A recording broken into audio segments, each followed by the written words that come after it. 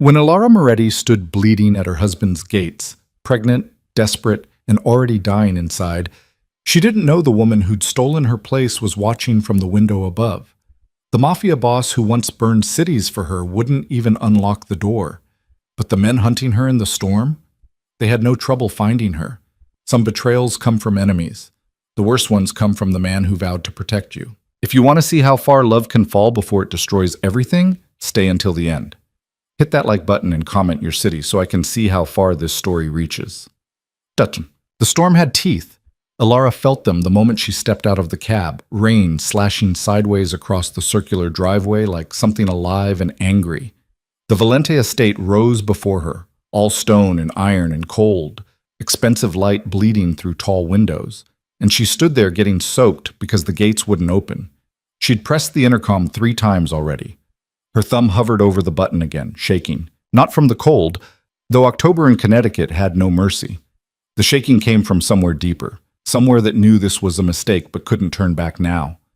Please, her voice cracked into the speaker. I just need 5 minutes. Tell him it's Ilara. Tell him... The intercom cut off with a click that sounded like a door slamming. She wrapped both arms around herself, the envelope in her coat pocket pressing against her ribs like an accusation. Inside it, folded and already softening from the rain seeping through the fabric, was a piece of paper that should have changed everything. An ultrasound image. Black and white and impossibly small. 7 weeks along, the doctor had said, smiling like this was good news. Ilara hadn't smiled back. She'd sat in that clinic alone, the paper gown crinkling every time she breathed, and thought about the last time she'd heard those words. You're pregnant. 3 years ago, when hope still lived in her chest instead of this hollow, scraped-out feeling. When Damien had kissed her so hard she'd tasted copper, spun her around the bedroom, promised her everything. Before the miscarriage, before he chose a gang war over sitting beside her hospital bed, before she became the wife he kept in the house like expensive furniture, beautiful, unused, gathering dust. Movement caught her eye. 2nd floor, east wing. A curtain shifted. Ilara's heart kicked against her sternum. For half a second she thought, Damien, but the silhouette was wrong. Too slight, too deliberately still, like whoever stood there wanted to be seen. The woman. Ilara didn't know her name, didn't want to, but she'd heard the whispers from staff who still pitied her, seen the way Damien's jaw tightened when she asked why he came home smelling like jasmine perfume. The woman had been a ghost for months, something Ilara could deny if she didn't look directly at it. Now the ghost was in her house, standing in a window that overlooked the gates, watching. The intercom crackled. Not Damien's voice, Marco's. The head of security, a man who'd once helped her carry groceries and now wouldn't meet her eyes. Mrs. Valente. Formal. Distant. Like she was a stranger asking for directions. Mr. Valente is unavailable. You should go home. I am home. The words tore out of her. Marco, please. I need to see him. It's important. He doesn't want to see you. The rain swallowed the sound of her breath hitching. She pressed her palm flat against the gate, iron cold enough to burn. Did he say that? Did you actually tell him I'm here? Silence. Marco. Go home, Ilara. Quieter now. Almost kind, which somehow made it worse. Before you catch pneumonia out here. The line went dead. She stood there for another minute, maybe 2, rain plastering her hair to her skull and turning her coat into a second skin. The lights in the east wing window went out. The curtain fell back into place. Whoever had been watching, the woman, some faceless servant, maybe nobody at all, was gone. Ilara pulled her hand back from the gate. Her palm left a print that the rain washed away immediately, like she'd never touched it at all. Like she'd never been here. The Uber driver who picked her up didn't ask questions, which was good because Ilara had no answers. She gave him an address, a hotel 20 minutes outside the city, the kind of place that took cash and didn't care why you showed up alone in the middle of the night. And then she stopped talking. Her phone buzzed in her lap. A text from an unknown number. You shouldn't have come back. Her fingers went numb. She stared at the screen, rain-blurred streetlights sliding across the glass, waiting for another message. Nothing came. You okay back there? The driver's eyes found hers in the rearview mirror, concern crinkling the corners. Fine. She locked her phone. I'm fine. She wasn't fine. The hotel was worse than she'd imagined. Flickering vacancy sign, parking lot full of potholes deep enough to swallow a tire. The smell of mildew and old cigarettes baked into the walls. But it was warm, and it was far from the estate. And when she locked the door behind her for the first time in 6 hours, she could breathe. She peeled off her soaked coat, draped it over the shower rod, pulled the ultrasound from the pocket. The image had held up better than she'd expected. Still legible, still real. You're going to be a mother. The thought should have terrified her. Maybe it did. But underneath the fear, underneath the exhaustion and the humiliation of standing outside her own home like a beggar, there was something else. Something small and fierce and hers. This baby wouldn't grow up the way the first one almost did. Half-wanted, a bargaining chip in a marriage held together by contract and cold-blooded ambition. This baby wouldn't watch its father choose violence over family, wouldn't learn that love meant being second to territory disputes and body counts. This baby would be safe, even if that meant running. She sat on the edge of the bed, springs creaking, and pulled out her phone again. The unknown text stared back at her. You shouldn't have come back. Who the hell had sent it? Not Damien. He didn't make threats, he made examples.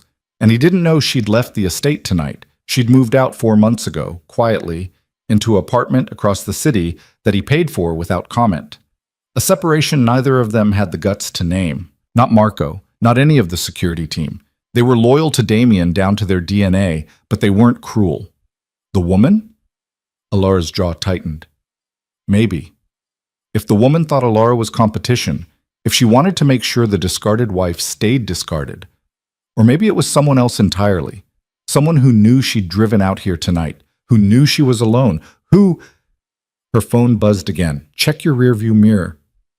Ice slid down her spine. She was in a hotel room. She didn't have a rearview mirror, unless... Oh God. The Uber! They'd sent the text while she was still in the car, which meant they'd been following her close enough to see, and she'd been too wrecked to notice. She stood up so fast the room spun, crossed to the window, yanked the curtain back. The parking lot sprawled below, shadows pooling between broken streetlights. Most of the spaces were empty, but in the far corner, barely visible, a black SUV sat with its engine running. No plates. Tinted windows. Watching. Alara's breath came short and sharp. She fumbled for her phone, fingers clumsy, pulled up Damien's number. She hadn't called him in 2 months, hadn't wanted to give him the satisfaction of hearing her need him. Now her thumb hovered over his name, and every instinct screamed, call him, call him, call him. Another text, don't. She dropped the phone like it had bitten her. It clattered onto the floor, screen down, and she stood there shaking in the middle of a room that suddenly felt like a trap. They were listening, or watching, or both. She grabbed her coat, still soaked, still cold, and her wallet and the ultrasound, shoving everything into her purse with hands that wouldn't stop trembling. She had to move, had to get out, get somewhere public, somewhere with cameras and witnesses, and a knock at the door. Soft, polite, the kind of knock that came from someone who didn't need to break the door down because they knew you'd open it eventually. Mrs. Valente? A man's voice. Unfamiliar. Front desk. There's been a complaint about the noise. She hadn't made any noise. Alara backed toward the window, pulse hammering in her throat. The bathroom was tiny, no second exit. The window led to a 2-story drop onto concrete. And the door had a chain lock that wouldn't stop anyone serious, a deadbolt she'd turned the second she came in, and a man on the other side who was still knocking, still calling her name like he had every right to be there. I didn't make any noise, she said, loud enough to carry, steady enough to sound braver than she felt. And I didn't order room service. Go away. The knocking stopped. Silence pressed against the door, thick and waiting. Then, we just need a moment of your time. We. Alara's hand found her phone on the floor. She didn't look at the screen, didn't take her eyes off the door, just held down the power button until it vibrated, unlocked it by muscle memory, and dialed. Not Damien. 911. This is 911. What's your emergency? Someone's trying to break into my hotel room. Her voice came out calmer than she'd expected. Flat, like she was reporting weather. I'm at the roadside inn off Route 7, room 214. There's a vehicle outside, black SUV, no plates, and men at my door claiming to be staff, but I didn't call for... The door exploded inward, not a kick, something heavier.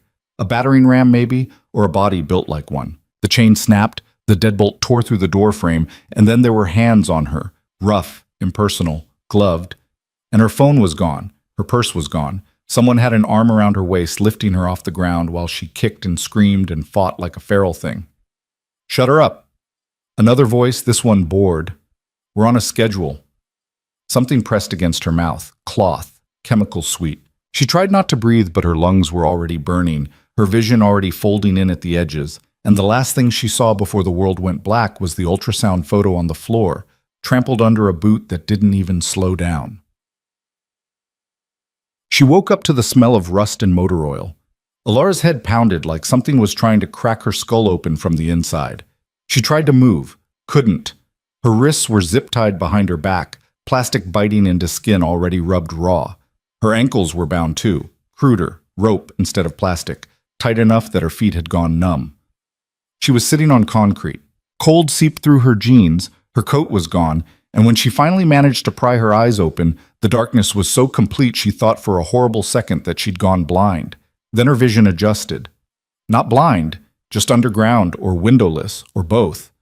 The space around her was massive, a warehouse maybe, high ceilings lost in shadow, support beams like skeletal ribs. Somewhere far off, water dripped. Closer she could hear breathing that wasn't hers. She's awake.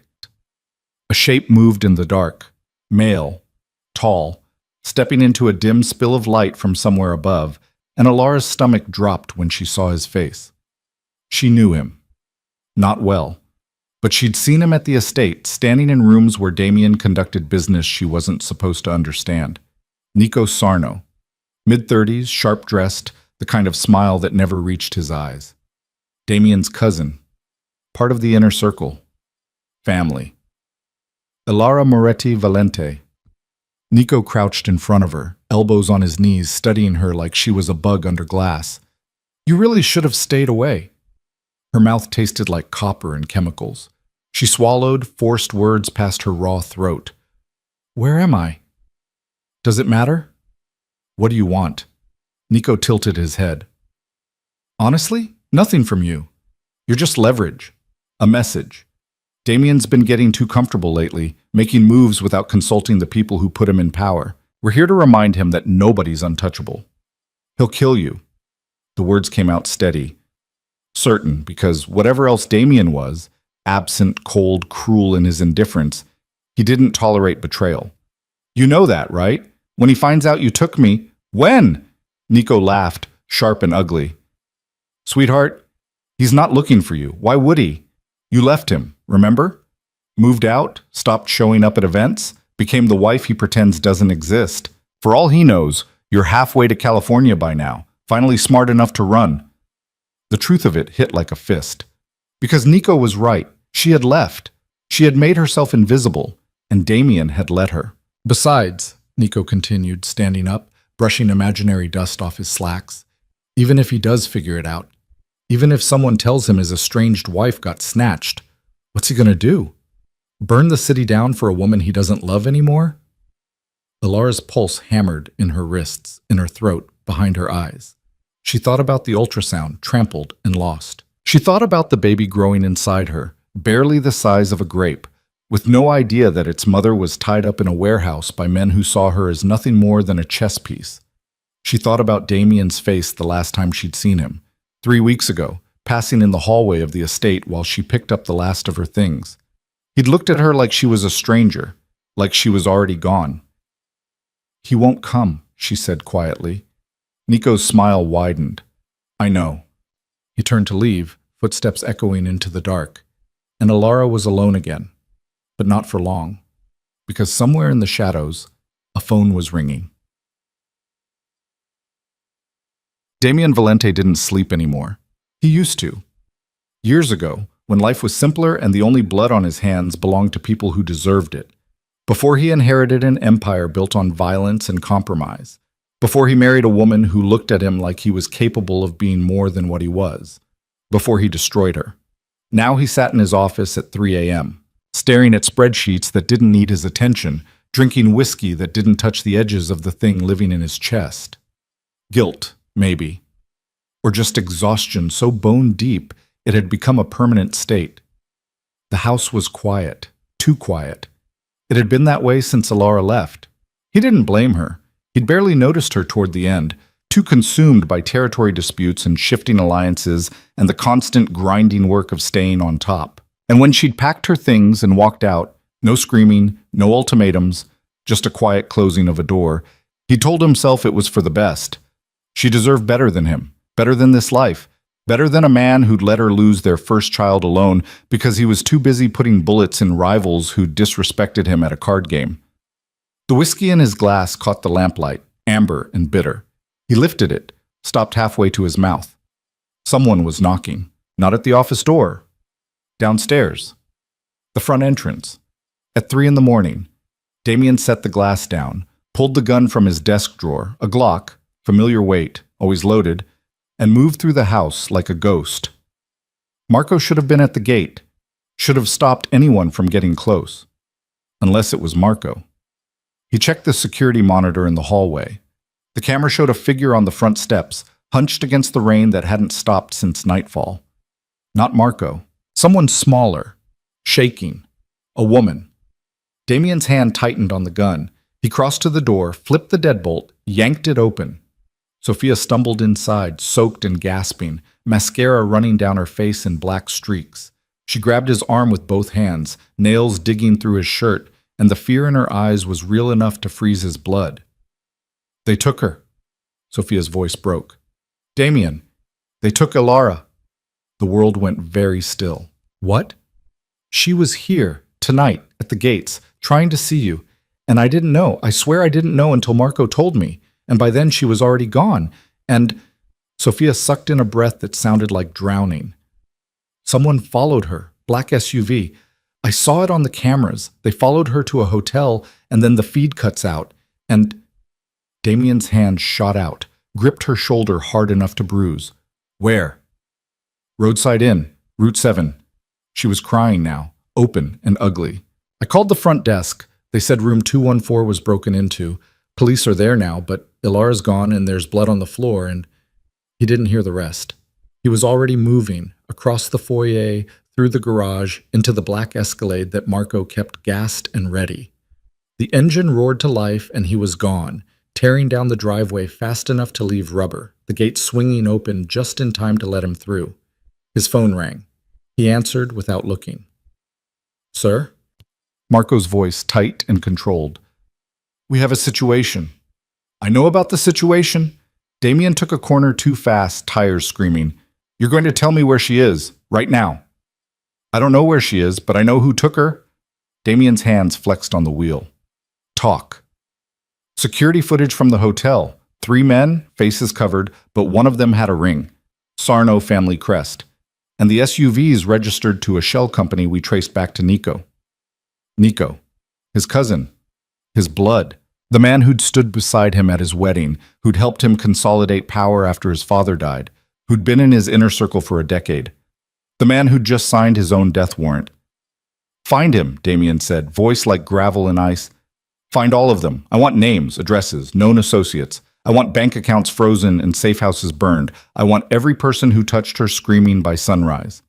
Already on it. But sir, there's something else. What? A pause. Long enough that Damien's vision tunneled, the road ahead narrowing to a single point of focus. We found her purse in the hotel room, and inside, Marco's voice cracked. Just barely. Just enough. There's an ultrasound. She's pregnant. The Escalade swerved.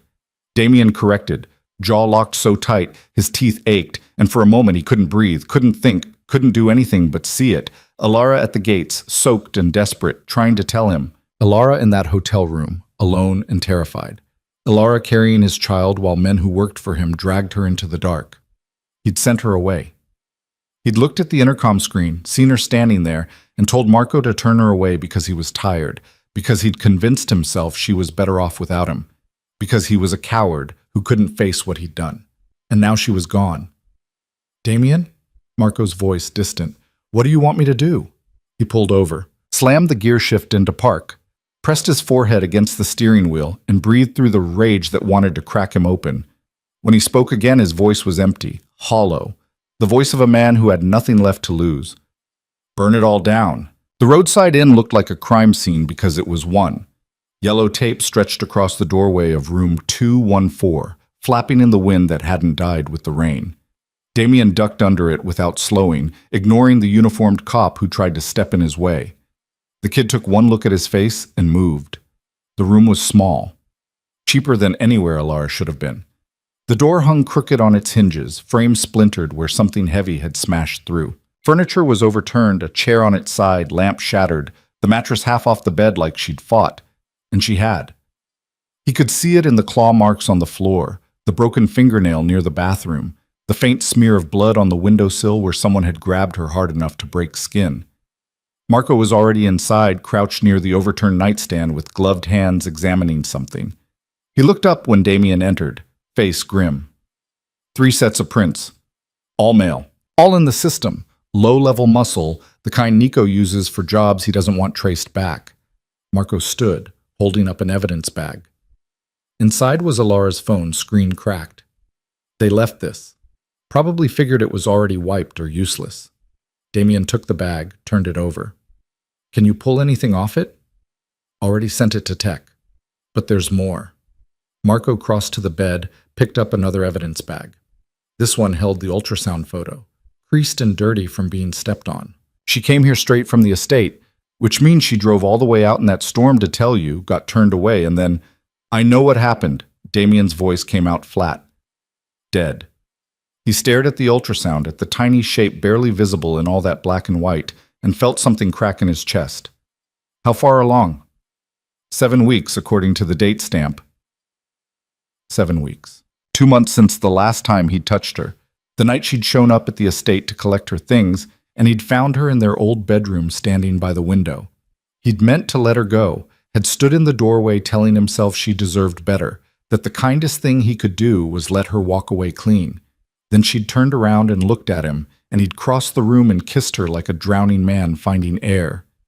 It had been desperate, ugly, the kind of sex that felt like goodbye even while it was happening. She'd cried after, silent tears she'd wiped away before he could pretend to care, and then she'd left.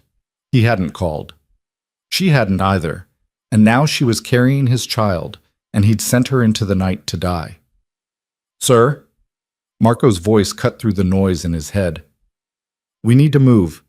Nico's gone to ground, but we pulled his recent calls.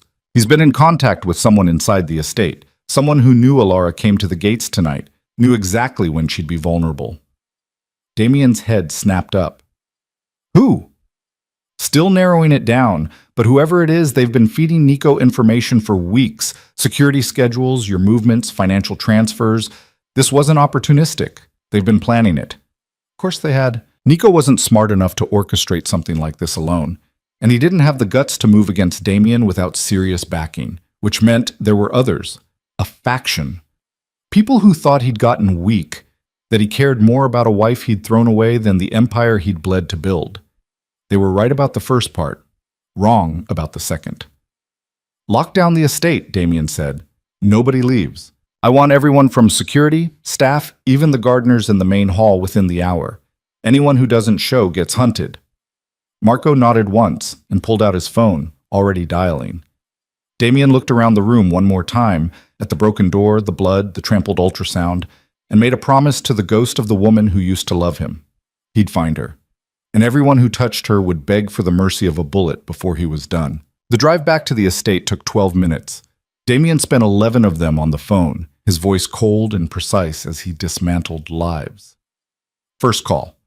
His head of security in Boston, ordering every port, airport, and bus station locked down. No one with ties to the Sarno family moved without being tracked. Second call. His contact in the police department, a captain who owed him 3 favors and a blind eye. The official investigation into Alara's disappearance would proceed exactly as slowly as Damien needed it to. Third call. His lawyer, waking the man from sleep to start freezing assets. Every account Nico touched, every property, every shell company. By morning, his cousin would have nothing but the clothes he was wearing and a target on his back. The last call he made to Luca DeLuca, a man who ran the South Side with a brutality that made even Damien uncomfortable. They weren't friends, barely allies. But Luca had a daughter, and he understood what happened to men who put family in danger. "I need everything you have on Nico Sarno," Damien said without preamble. Locations, contacts, where he'd run if the world was burning. Luca was quiet for a moment. Then, "I heard about your wife. That's ugly business. Can you help or not?" "I can help, but it'll cost you." "Name it." "The docks. The ones you took from the Italians last year. I want them back." Damien's jaw tightened. Those docks were worth millions in revenue, controlled half the smuggling routes on the eastern seaboard. Giving them up would weaken his position, embolden rivals who were already circling. He didn't hesitate. "Done. Send me what you have." He hung up as the estate gates came into view, already open, Marco's team flooding the driveway with black SUVs and armed men who moved like they'd done this before. Because they had. Damien didn't build his empire by being soft, and the people who worked for him knew that mercy was a luxury reserved for those who'd earned it. No one here had. The main hall was chaos. Staff clustered in groups, whispering, eyes wide with fear. Security stood at attention, hands near their weapons, faces carefully blank. And in the center of it all, Sophia sat on the stairs, arms wrapped around herself, mascara still streaked down her face. She looked up when Damien entered, and something in her expression, guilt, maybe, or just exhaustion, made him want to put his fist through a wall. He didn't. Instead, he walked to the center of the room, and the noise died like someone had cut the power. "One of you," Damien said quietly, "sold out my wife." Silence. The kind that pressed against your eardrums. "You told Nico she was coming. You told him when, where, how long she'd be vulnerable. And because of that, she's gone." His gaze swept the room, cataloging faces, watching for the twitch, the swallow, the look away that would betray guilt. "I'm going to find out who. And when I do, I'm going to make sure you regret every breath you've taken since." Still nothing. But he could feel it. The tension pulling tighter, someone's nerve getting ready to snap. "Sir." One of the security guys stepped forward, younger, still green enough to think honesty mattered. "It wasn't any of us. We're loyal." "Loyal," Damien laughed, sharp and humorless. "You let armed men walk onto my property and take my wife. That's not loyalty. That's incompetence or complicity. And I don't care which." The kid's face went white. Marco appeared at Damien's shoulder holding a tablet. "We pulled the gate logs. Someone overrode the security protocols at 11:47 p.m., 43 minutes after Alara left. Gave external access to the cameras, disabled the perimeter alarms. It was done from inside the house." A murmur ran through the staff. Damien took the tablet, scanned the data. The override had been entered using an admin code. One of only 5 people had access. Marco. Himself. His head of household. And 2 senior security officers. He looked up, found the face he needed. Vincent Torres. 15 years with the family. Damien's father had trusted him, and Damien had kept him on out of respect for the old man's memory. Vincent stood near the back, arms crossed, expression unreadable. "Vincent," Damien said softly. "Come here." The room went still. Vincent didn't move. "Vincent?" Louder now. "Come. Here." For a moment, Damien thought he'd run. Thought he'd make this easier by bolting for the door and confirming everything. But Vincent was smarter than that, or maybe just more tired. He walked forward slowly and stopped 5 feet from Damien. "I didn't touch her," Vincent said. "I don't care what your logs say. I didn't help Nico take your wife." "Then who did?" "I don't know." Damien moved fast. One step, and he had Vincent by the throat, slammed against the wall hard enough to crack plaster. The gun was in his other hand, pressed under Vincent's jaw, and every person in the room inhaled at once. "Try again," Damien said. Vincent's eyes bulged. He clawed at Damien's wrist, gasping, face going red. "Sir?" Marco's voice, calm but urgent. "If you kill him, we lose the information." Damien held on for another 3 seconds. Then he let go. Vincent collapsed, coughing, one hand at his throat. "Talk," Damien said, "or I'll let Marco have you, and he's not as patient as I am." Vincent sucked in air, eyes watering. "It wasn't me, but I know who—" He coughed again, winced. "Sophia." Every head turned. Sophia stood up from the stairs, face going from pale to bloodless. "That's a lie." "Is it?" Vincent straightened, still rubbing his throat. "You're the one who told Nico she was at the gates. You called him right after Marco turned her away. I saw the call logs. You think I don't check?" "I called him because I was worried." Sophia's voice pitched high, defensive. Alara looked upset, and I thought, "You thought you'd score points with Nico by telling him Damien's estranged wife was vulnerable." Vincent's laugh was bitter. "How much did he pay you?" "Nothing. I didn't—" "Enough." Damien turned to Sophia and she flinched. "Is it true? Did you call Nico?" Her mouth opened, closed. She looked around the room like someone might help her, but no one moved. "I didn't know what he was going to do," she whispered. "I swear, he just asked me to keep an eye on her, let him know if she showed up. I thought he was going to talk to her, maybe scare her into staying away from you. I didn't think—" "You didn't think." Damien's voice dropped to something quieter than rage. Colder. "You helped kidnap a pregnant woman because Nico asked nicely." Sophia's knees buckled. She grabbed the stair railing to stay upright. "I'm sorry. I'm so sorry. I didn't mean—" "Where is she?" "I don't know. I swear I don't know. He didn't tell me. He just said—" Damien pulled the gun up, aimed it at her head. The room exploded into noise. Someone screamed. Marco shouted his name. Vincent stepped back with his hands raised, but Damien didn't lower the weapon. "Last chance," he said. "Where did Nico take her?" Sophia was crying now, open and snotty and ugly. "I don't know. Please, I don't know. He has places all over the city, warehouses and storage units, and I don't know which one. I swear, please don't—" He believed her. Unfortunately. Damien lowered the gun, not because she deserved mercy, because a corpse couldn't give him answers. "Get her out of my sight," he told Marco. "Lock her in the basement. If she tries to run, shoot her." Marco nodded, gestured to two of his men. They hauled Sophia up by her arms, and she didn't fight, just sobbed as they dragged her toward the back of the house. The rest of the staff stood frozen, waiting. Damien looked at them, at faces he'd known for years, people who'd served his family, who'd smiled at his wedding and pretended not to notice when his marriage fell apart. "If anyone else here helped Nico," he said quietly, "now's the time to speak. Because when I find out on my own, and I will, you won't get the chance to beg." No one spoke. He turned and walked out, Marco at his heels. Alara woke to the sound of footsteps. Her whole body ached, wrists screaming where the zip ties cut in, shoulders burning from the angle of her arms, head still pounding from whatever they'd used to knock her out. But the footsteps were close, getting closer, and she forced herself to stay still. Play dead. Or at least play unconscious. The steps stopped in front of her. Someone crouched down, and she could smell him, cigarettes and cheap cologne. "She's awake." Nico's voice, amused. "I can tell by the breathing. You're not as good an actress as you think, Alara." She opened her eyes. He was inches from her face, grinning like this was all a game. Behind him, two men stood with rifles slung over their shoulders, bored expressions like they'd done this 100 times. "How you feeling?" Nico asked. "Like I'm going to watch you die." Her voice came out hoarse but steady. Nico laughed. "There it is. That Valente fire. I always liked that about you. Most of the wives in this life, they're porcelain dolls, pretty, fragile, useless. But you?" He reached out, brushed a strand of hair from her face, and she jerked away. "You've got teeth. Touch me again, and you'll lose the hand." Big talk for a woman tied up in a warehouse.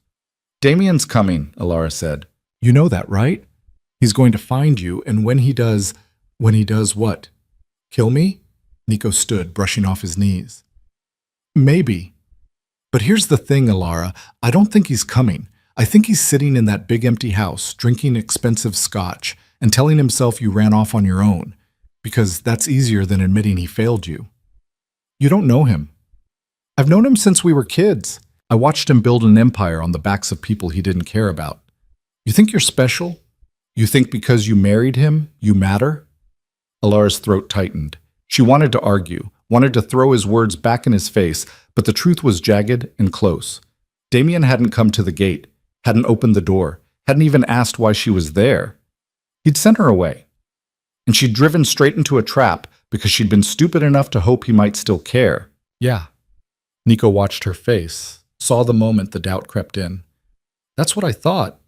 He turned to leave, and panic clawed up Alara's spine. Wait.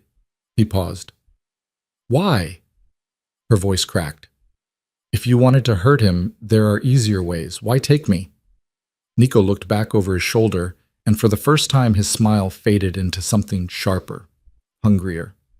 Because empires fall from the inside, he said, and the fastest way to break a king is to take the one thing he thought he didn't care about anymore and prove he was wrong. Then he was gone, and Alara was alone again in the dark. She counted to 60, then another 60, made sure the footsteps didn't come back. Then she started working on the ropes. The zip ties on her wrists were industrial grade, the kind that wouldn't snap no matter how hard she pulled. But the rope on her ankles was different, older, fraying in places. Whoever tied her had rushed, looped it 3 times, but hadn't cinched the knot tight enough. Alara twisted onto her side, ignoring the way her shoulders screamed, and brought her knees to her chest. She couldn't reach the knot with her hands, but if she could hook her fingers under the rope, maybe pull it loose. The plastic bit deeper into her wrists. Blood, warm and slick, made her hands slip. She gritted her teeth and tried again. It took 20 minutes, maybe 30. Time moved strange in the dark, measured only by the drip of water somewhere and the burn in her muscles. But finally, the rope loosened. She kicked her feet, felt it slide over her ankles, and she was free. Half free. She sat up, breathing hard, and looked around. The warehouse was bigger than she'd thought. Rows of rusted machinery lined the walls, metal skeletons that might have been forklifts or conveyor belts once. High windows near the ceiling let in faint gray light, dawn maybe, or just the city's ambient glow. No guards in sight. Either Nico thought she was secure, or they were outside. Alara stood, legs shaking, and nearly fell. Her feet were numb, blood flow cut off for too long. She leaned against a support beam and forced herself to breathe through it, flexing her toes until the pins and needles feeling turned into pain, and then finally, sensation. Her hands were still bound. She needed something sharp. She moved through the warehouse slowly, listening for footsteps, checking shadows. Most of the machinery was useless, too rusted, edges worn smooth. But near the back, half hidden under a tarp, she found a workbench. Tools. Old, covered in grime, but tools.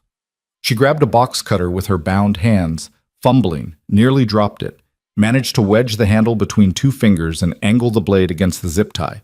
The plastic was thick. It took forever, sawing back and forth, the blade slipping, her hands cramping.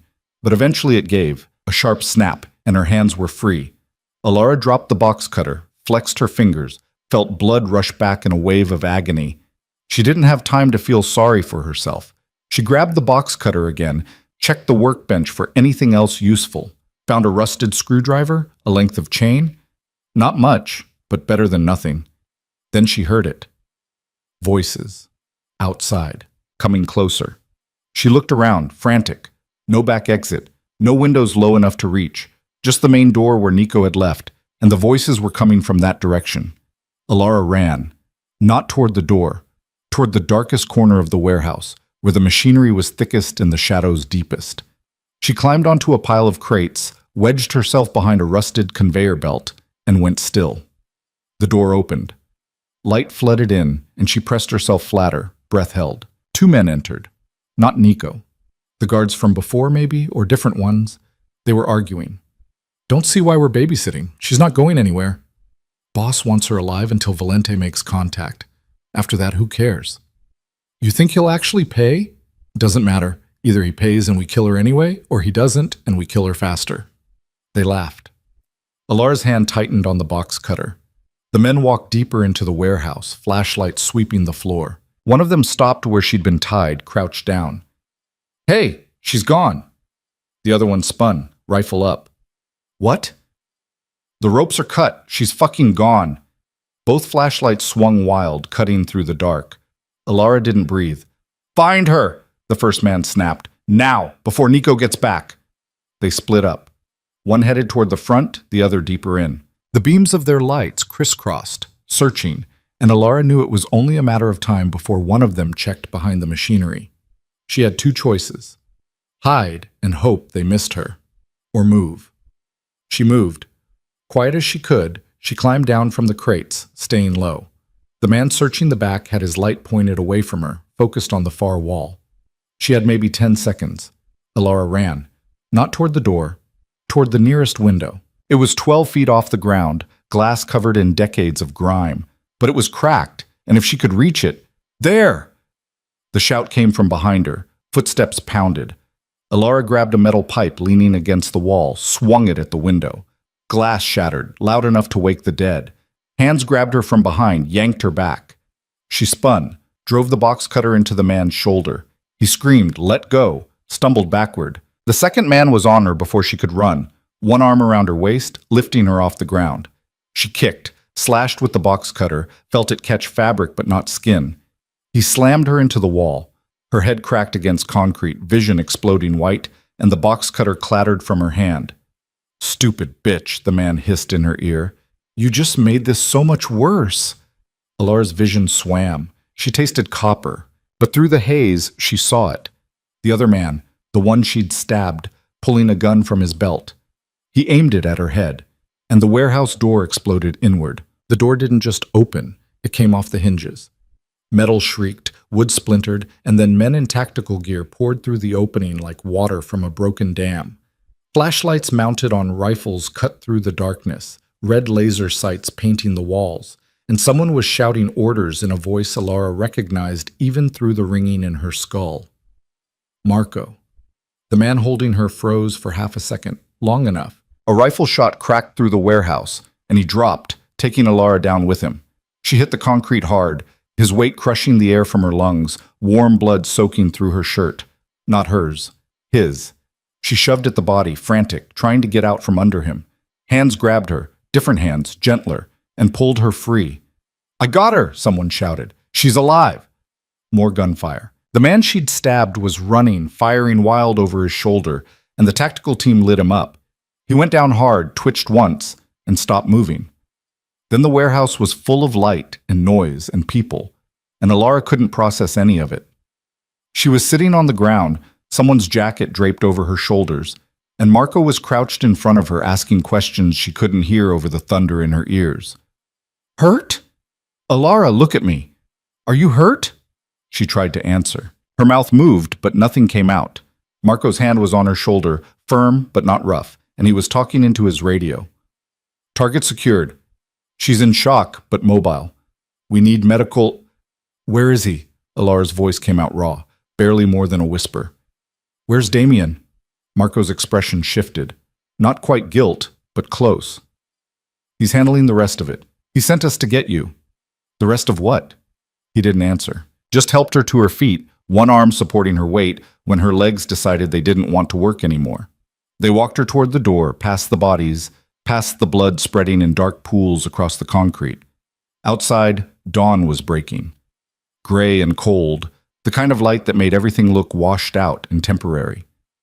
3 black SUVs were parked in a half circle, engines running, more men in tactical gear standing watch with weapons ready. And leaning against the middle vehicle, phone pressed to his ear, was Damien.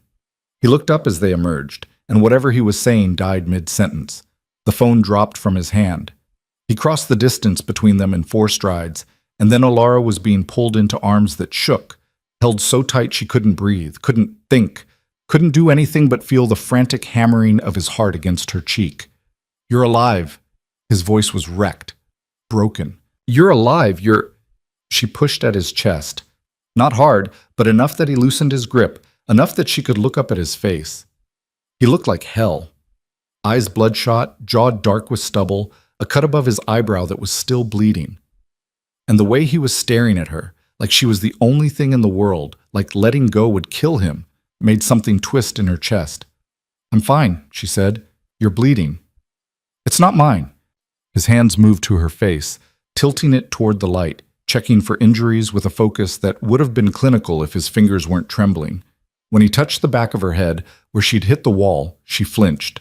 Damien went still. What happened? They slammed me into a wall. I'm fine.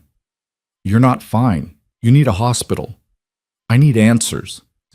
Alara pulled back, putting space between them, ignoring the way his hands dropped to his sides like he didn't know what to do with them. What's the rest of it? Marco said you were handling something. Damien's jaw tightened. He looked past her to Marco, and something passed between them, a conversation without words. Then Marco cleared his throat.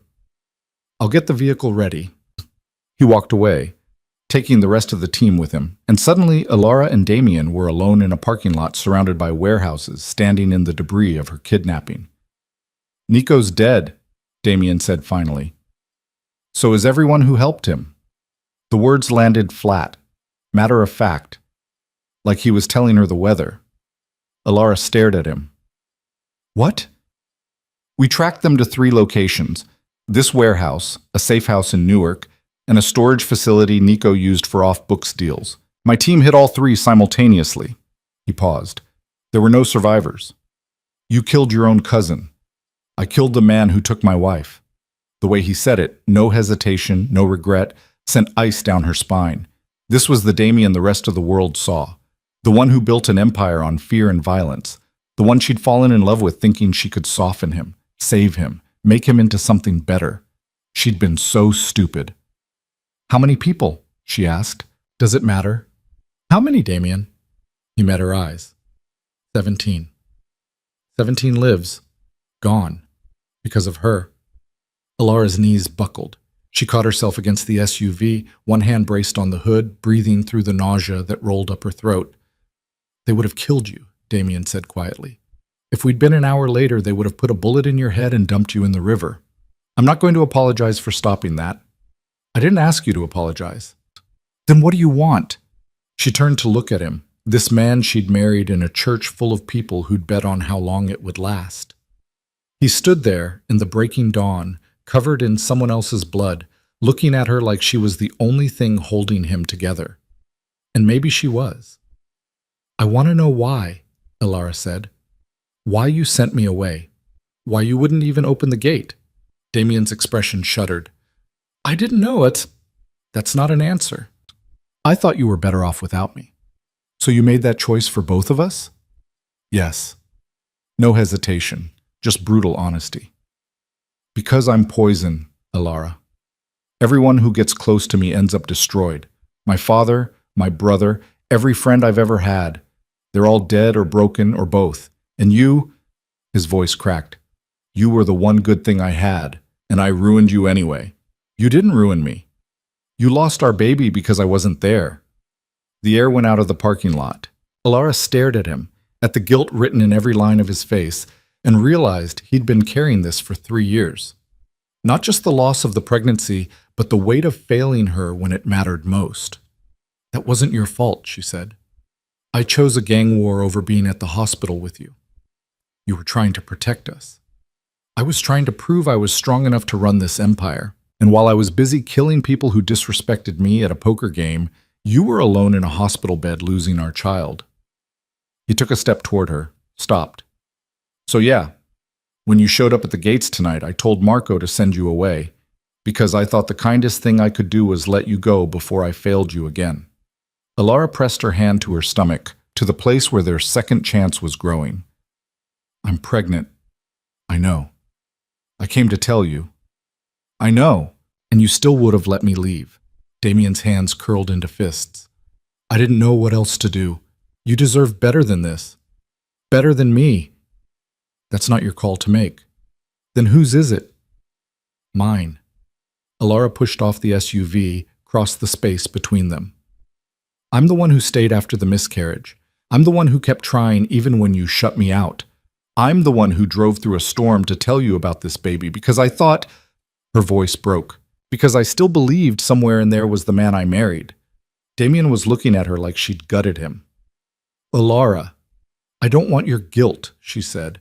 I don't want your self-flagellation or your martyr routine. If you're going to push me away, do it because you don't love me anymore, not because you think it's what's best for me. I never stopped loving you.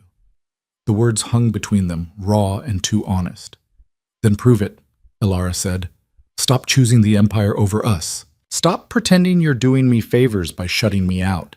And if you're going to be in this baby's life, if you're going to be in my life, then be in it. All the way. Not halfway. Not when it's convenient. Damien reached for her, hesitated, like he was afraid she'd disappear if he touched her. I don't know how to do this. I don't know how to be what you need. Start by trying. He pulled her into his arms then, careful this time, like she was made of glass. She fit against him the way she always had, her head tucked under his chin, his heartbeat steady against her ear. I'm sorry, he said into her hair, for all of it, for failing you, for letting you go, for not being there when it mattered. Ilara closed her eyes. Take me home. The hospital first. Home, Damien. Please. He didn't argue. The ride back to the estate was quiet. Damien kept one hand on Ilara's knee, thumb tracing absent circles through the denim, like he needed the physical confirmation she was real. Marco drove, eyes on the road, pretending not to notice when Ilara's head dropped onto Damien's shoulder, and she fell asleep despite everything. She woke up as they pulled through the gates, the same gates that had been locked against her hours ago. Now they swung open without resistance, and the house beyond looked different in daylight, smaller, less like a fortress, more like just a building. Damien helped her out of the SUV, his hand on her lower back, steadying her when she swayed. Easy, he murmured. You've been through hell. I'm pregnant, not broken. You're both. She wanted to argue, but the truth was her whole body hurt. Her head throbbed, her wrists were raw and bleeding where the zip ties had cut in, and now that the adrenaline was fading, exhaustion hit like a freight train. Inside, the house was chaos. Staff rushed around, cleaning up from whatever interrogation had happened earlier, and when they saw Ilara, they stopped, stared. Someone dropped a tray. Get back to work, Damien said, not loudly, but the effect was immediate. Everyone scattered. He led her upstairs to the master bedroom she hadn't slept in for 4 months. It looked the same, huge bed, floor-to-ceiling windows, expensive furniture that matched nothing because Damien had never cared about interior design. But her things were gone. The photos from her nightstand, the books she'd been reading, the robe that used to hang on the bathroom door. She'd taken it all when she left, and he hadn't replaced any of it. Sit, Damien said, guiding her to the bed. I'm calling a doctor. I'm fine. You have a head injury and you're pregnant. You're not fine. He was already pulling out his phone. Ilara caught his wrist. After. Let me shower first. Please. He looked at her for a long moment, then nodded. I'll be right outside. Damien? I'm not leaving you alone. Not after... He stopped, jaw working. Just shower. I'll be here when you're done. The bathroom was exactly as she'd left it. White marble, glass shower, towels so thick they could double as blankets. Ilara turned the water as hot as it would go and stepped under the spray, letting it wash away the blood and grime and the feeling of hands grabbing her in the dark. She stood there until the water ran cold, until her skin was pink and raw, until she'd scrubbed every inch twice and it still didn't feel like enough. When she finally emerged, wrapped in a towel, Damien was sitting on the edge of the bed with his head in his hands. He looked up when she entered, and something in his expression cracked. I thought I lost you, he said quietly. When Marco called and said the hotel room was empty, that there was blood, I thought... He stopped, swallowed. I thought I'd killed you by sending you away. Ilara crossed the room, stood in front of him. He looked up at her, and she'd never seen him like this. Vulnerable. Scared. Human. I'm here, she said. I know. I'm not going anywhere. You should.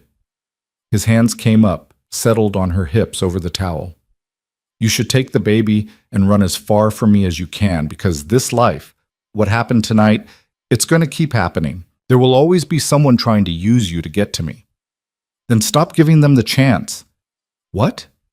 If you're worried about me being leveraged, stop putting yourself in positions where people think they can challenge you. Ilara's hand settled on his shoulders. You've spent years building this empire by being the scariest man in the room. Maybe it's time to be smart instead. Damien's thumbs traced the edge of the towel. What are you saying? I'm saying consolidate. Make alliances instead of enemies.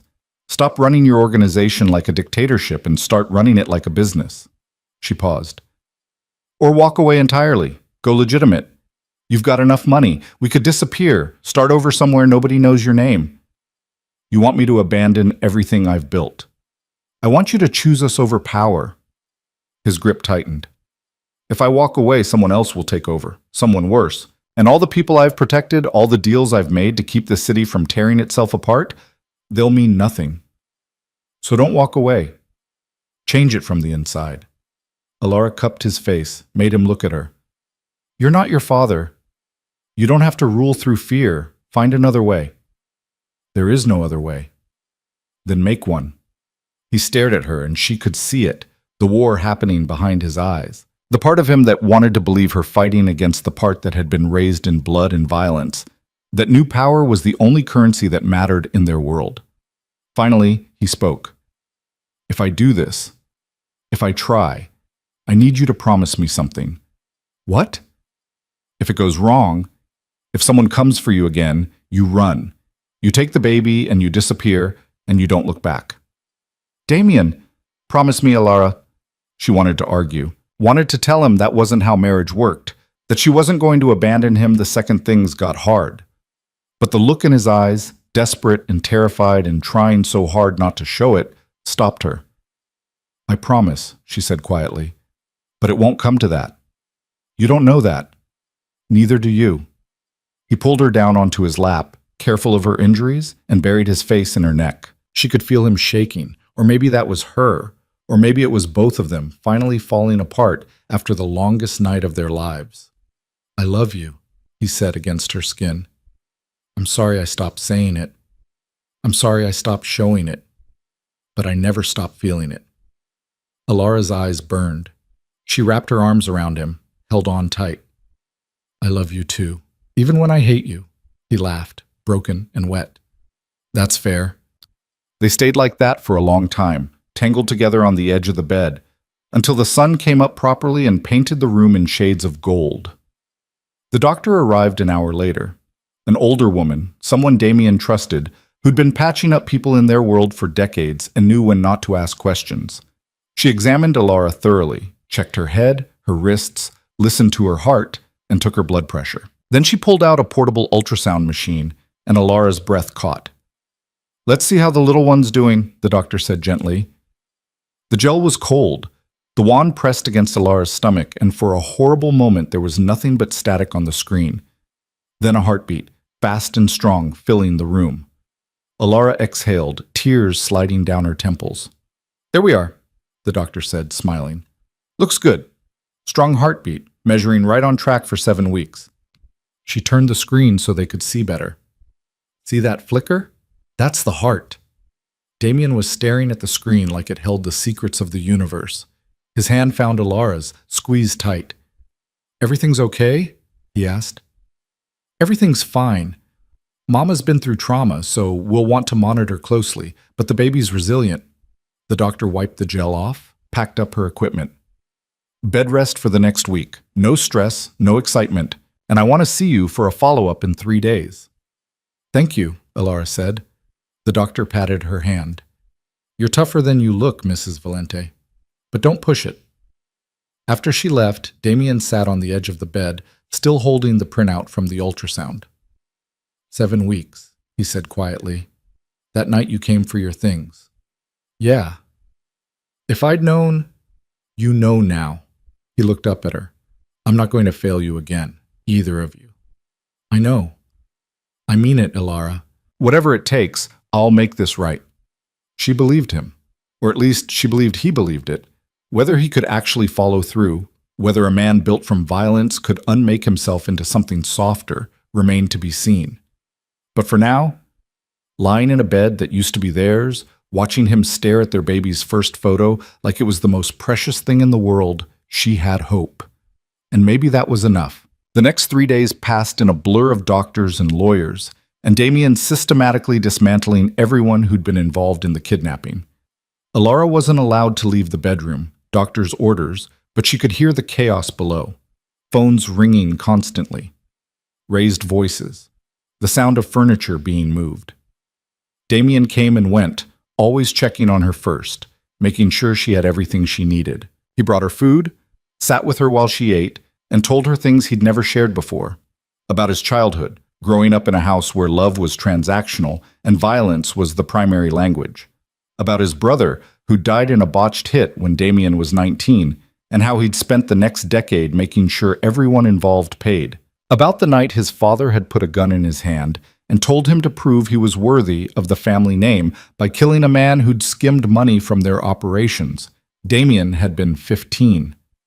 "I pulled the trigger," he said, staring at his hands. "Didn't even hesitate. And my father smiled, told me I was finally a man." Ilara's heart ached. "You were a child. I was a weapon. That's all I've ever been." "That's not true." "Isn't it?" He looked at her. "Every decision I've made, every relationship I've had, it all comes back to power. Even marrying you. It was strategic, a way to ally with your father's connections. I told myself I loved you, but maybe I just loved what you represented." Ilara sat up, ignoring the twinge in her head. "Do you still believe that?" "I don't know what I believe anymore." "Then let me tell you what I know." She took his hand, placed it on her stomach. "You're going to be a father, and you get to decide what kind. You can be like your father, or you can be better. But you have to choose." His hand was warm through the thin fabric of her nightgown. "What if I don't know how to be better?" "Then we figure it out together." On the fourth day, Marco knocked on the bedroom door with news. "We found the last of them," he said. "Nico's contacts in the police department, the ones who were feeding him information. They're in custody." Damien stood from where he'd been sitting beside the bed, reading while Ilara napped. "How many?" "3 officers, 2 detectives, 1 captain." "The captain who owed me favors?" Marco nodded. Damien's expression went cold. "Handle it." "Already done. They'll be arraigned tomorrow on unrelated charges. By the time they get out, if they get out, they'll be too scared to talk." "Good." Damien paused. "What about Sophia?" Marco's jaw tightened. "Still in the basement." Ilara was awake now, listening. "What are you going to do with her?" Both men looked at her. "She helped kidnap you," Damien said carefully. "The standard response is—" "I know what the standard response is." Ilara sat up, pulled the blanket around herself. "I want to talk to her." "No." "Damien, no. You're supposed to be resting, and I'm not letting that woman anywhere near you." She didn't know what Nico was planning. She made a choice. She called him, gave him information, and you almost died because of it. And she has to live with that. Ilara met his eyes. "Killing her won't change anything. But maybe she can be useful in other ways." Damien stared at her like she'd suggested they adopt a pet tiger. "You want to spare her." "I want to give her a choice. Work for us or face the consequences." Ilara paused. "You said you wanted to change how you run things. Start here." Marco cleared his throat. "For what it's worth, she's been cooperating. Gave us names, locations, everything Nico told her. She's terrified." "She should be," Damien said flatly. "Let me talk to her," Ilara said again. "Please." He didn't want to. She could see it in every line of his body, the way his hands curled into fists, the muscle jumping in his jaw. But finally, he nodded. "Fine, but I'm coming with you." They brought Sophia up from the basement an hour later. She looked like she'd aged a decade in 4 days. Hair unwashed, eyes red and swollen, hands shaking as Marco guided her into the sitting room where Ilara waited. When she saw Ilara, she burst into tears. "I'm sorry," Sophia sobbed. "I'm so sorry. I didn't know. I swear I didn't know what he was going to do." "Sit down," Ilara said quietly. Sophia sat, still crying, and Damien stood behind Ilara's chair like a guard dog ready to attack. "You helped them take me," Ilara said. "You called Nico, told him I was vulnerable, and because of that I was kidnapped and nearly killed." I know, and I'm sorry. I'll do anything." "Stop apologizing." Ilara's voice was sharp enough to cut through the hysteria. "I don't want your apologies. I want the truth. Why did you do it?" Sophia wiped her face with shaking hands. Nico said if I helped him, he'd give me a place in the organization. A real place. Not just being someone's mistress or arm candy. He said Damien was getting weak, that someone needed to step up, and if I proved myself, you thought you'd get power, Ilara finished. I thought I'd get respect. Sophia's voice cracked. I've been in this world my whole life. My father, my brothers, they're all part of it. But I'm a woman, so I'm only good for looking pretty and keeping my mouth shut. Nico promised me more. Damien made a disgusted sound. And you believed him. I was desperate. Sophia looked up at Ilara. You don't know what it's like being invisible. You were his wife. You had a place. People respected you even if they didn't respect him. But me, I was nothing. Ilara studied her. This woman who'd stood in her window, watched her beg at the gates, and done nothing. She should hate her. Part of her did. But another part, the part that had spent years feeling invisible herself, that knew what it was like to be seen only as an accessory to a powerful man, understood. You have two choices, Ilara said finally. You can leave. Damien will give you money, enough to start over somewhere else, and you'll never come back here. Or you can stay, work for me, and maybe earn the respect you're looking for. Sophia's head jerked up. Work for you? I need someone who understands how this world works, someone who knows the players and the games. You made a mistake, but you can fix it. Ilara leaned forward. But if you betray me again, if you even think about it, I won't be as forgiving as I'm being now. Behind her, Damien was silent, watching. Sophia looked between them, eyes wide. You're serious? Dead serious. Why? After what I did, why would you trust me? I don't, Ilara said bluntly. But I'm willing to give you a chance to earn it. What you do with that chance is up to you. For a long moment, Sophia just stared. Then she nodded, once, sharp and decisive. Okay, she said. I'll stay. I'll work. And I swear I won't let you down. You better not. Marco escorted Sophia out, and then Ilara was alone with Damien again. He moved around the chair, crouched in front of her. That was either brilliant or insane. Maybe both. She could still betray you. She could. But everyone deserves a second chance. Ilara touched his face. You taught me that. His eyes darkened. I never gave you a second chance. You gave me one. Then maybe it's time we both start believing people can change. Damien kissed her, soft and careful, like she might break. When he pulled back, his forehead rested against hers. I love you, he said, and I'm going to spend the rest of my life proving I deserve you. You already do. Not yet, but I will. Outside, the sun was setting, painting the sky in shades of orange and red, and for the first time in 3 years, Ilara looked at the man she'd married and saw not the empire he'd built, but the person he might still become. It wasn't forgiveness, not yet, but it was a start. The first week back at the estate, Ilara barely left the bedroom. Not because Damien insisted, though he did, but because her body had other plans. The exhaustion hit in waves, pulling her under at odd hours. She'd be reading, and suddenly it was 3 hours later, the book open on her chest, sunlight shifted across the floor. Damien worked from the bedroom more often than not, set up his laptop on the sitting area, took calls in a voice low enough not to wake her, and somehow managed to run an empire while watching her sleep like she might disappear if he looked away. On the 8th day, she woke to find him gone, and panic spiked through her chest before she heard water running in the bathroom. The door was cracked, steam seeping out, and she found him standing at the sink in just his pants, staring at his reflection like he didn't recognize it. You okay? She asked from the doorway. He didn't startle, just met her eyes in the mirror. Can't sleep. It's 4 in the afternoon. Haven't slept in 3 days. Ilara crossed the bathroom, came up behind him. There were shadows under his eyes deep enough to bruise, and his hands gripped the edge of the sink, white-knuckled. What's wrong? She asked. Nothing. Damien. He exhaled long and slow. I keep seeing it. The warehouse. What they did to you. What could have happened if we'd been 10 minutes later? But you weren't. That's not the point. Then what is?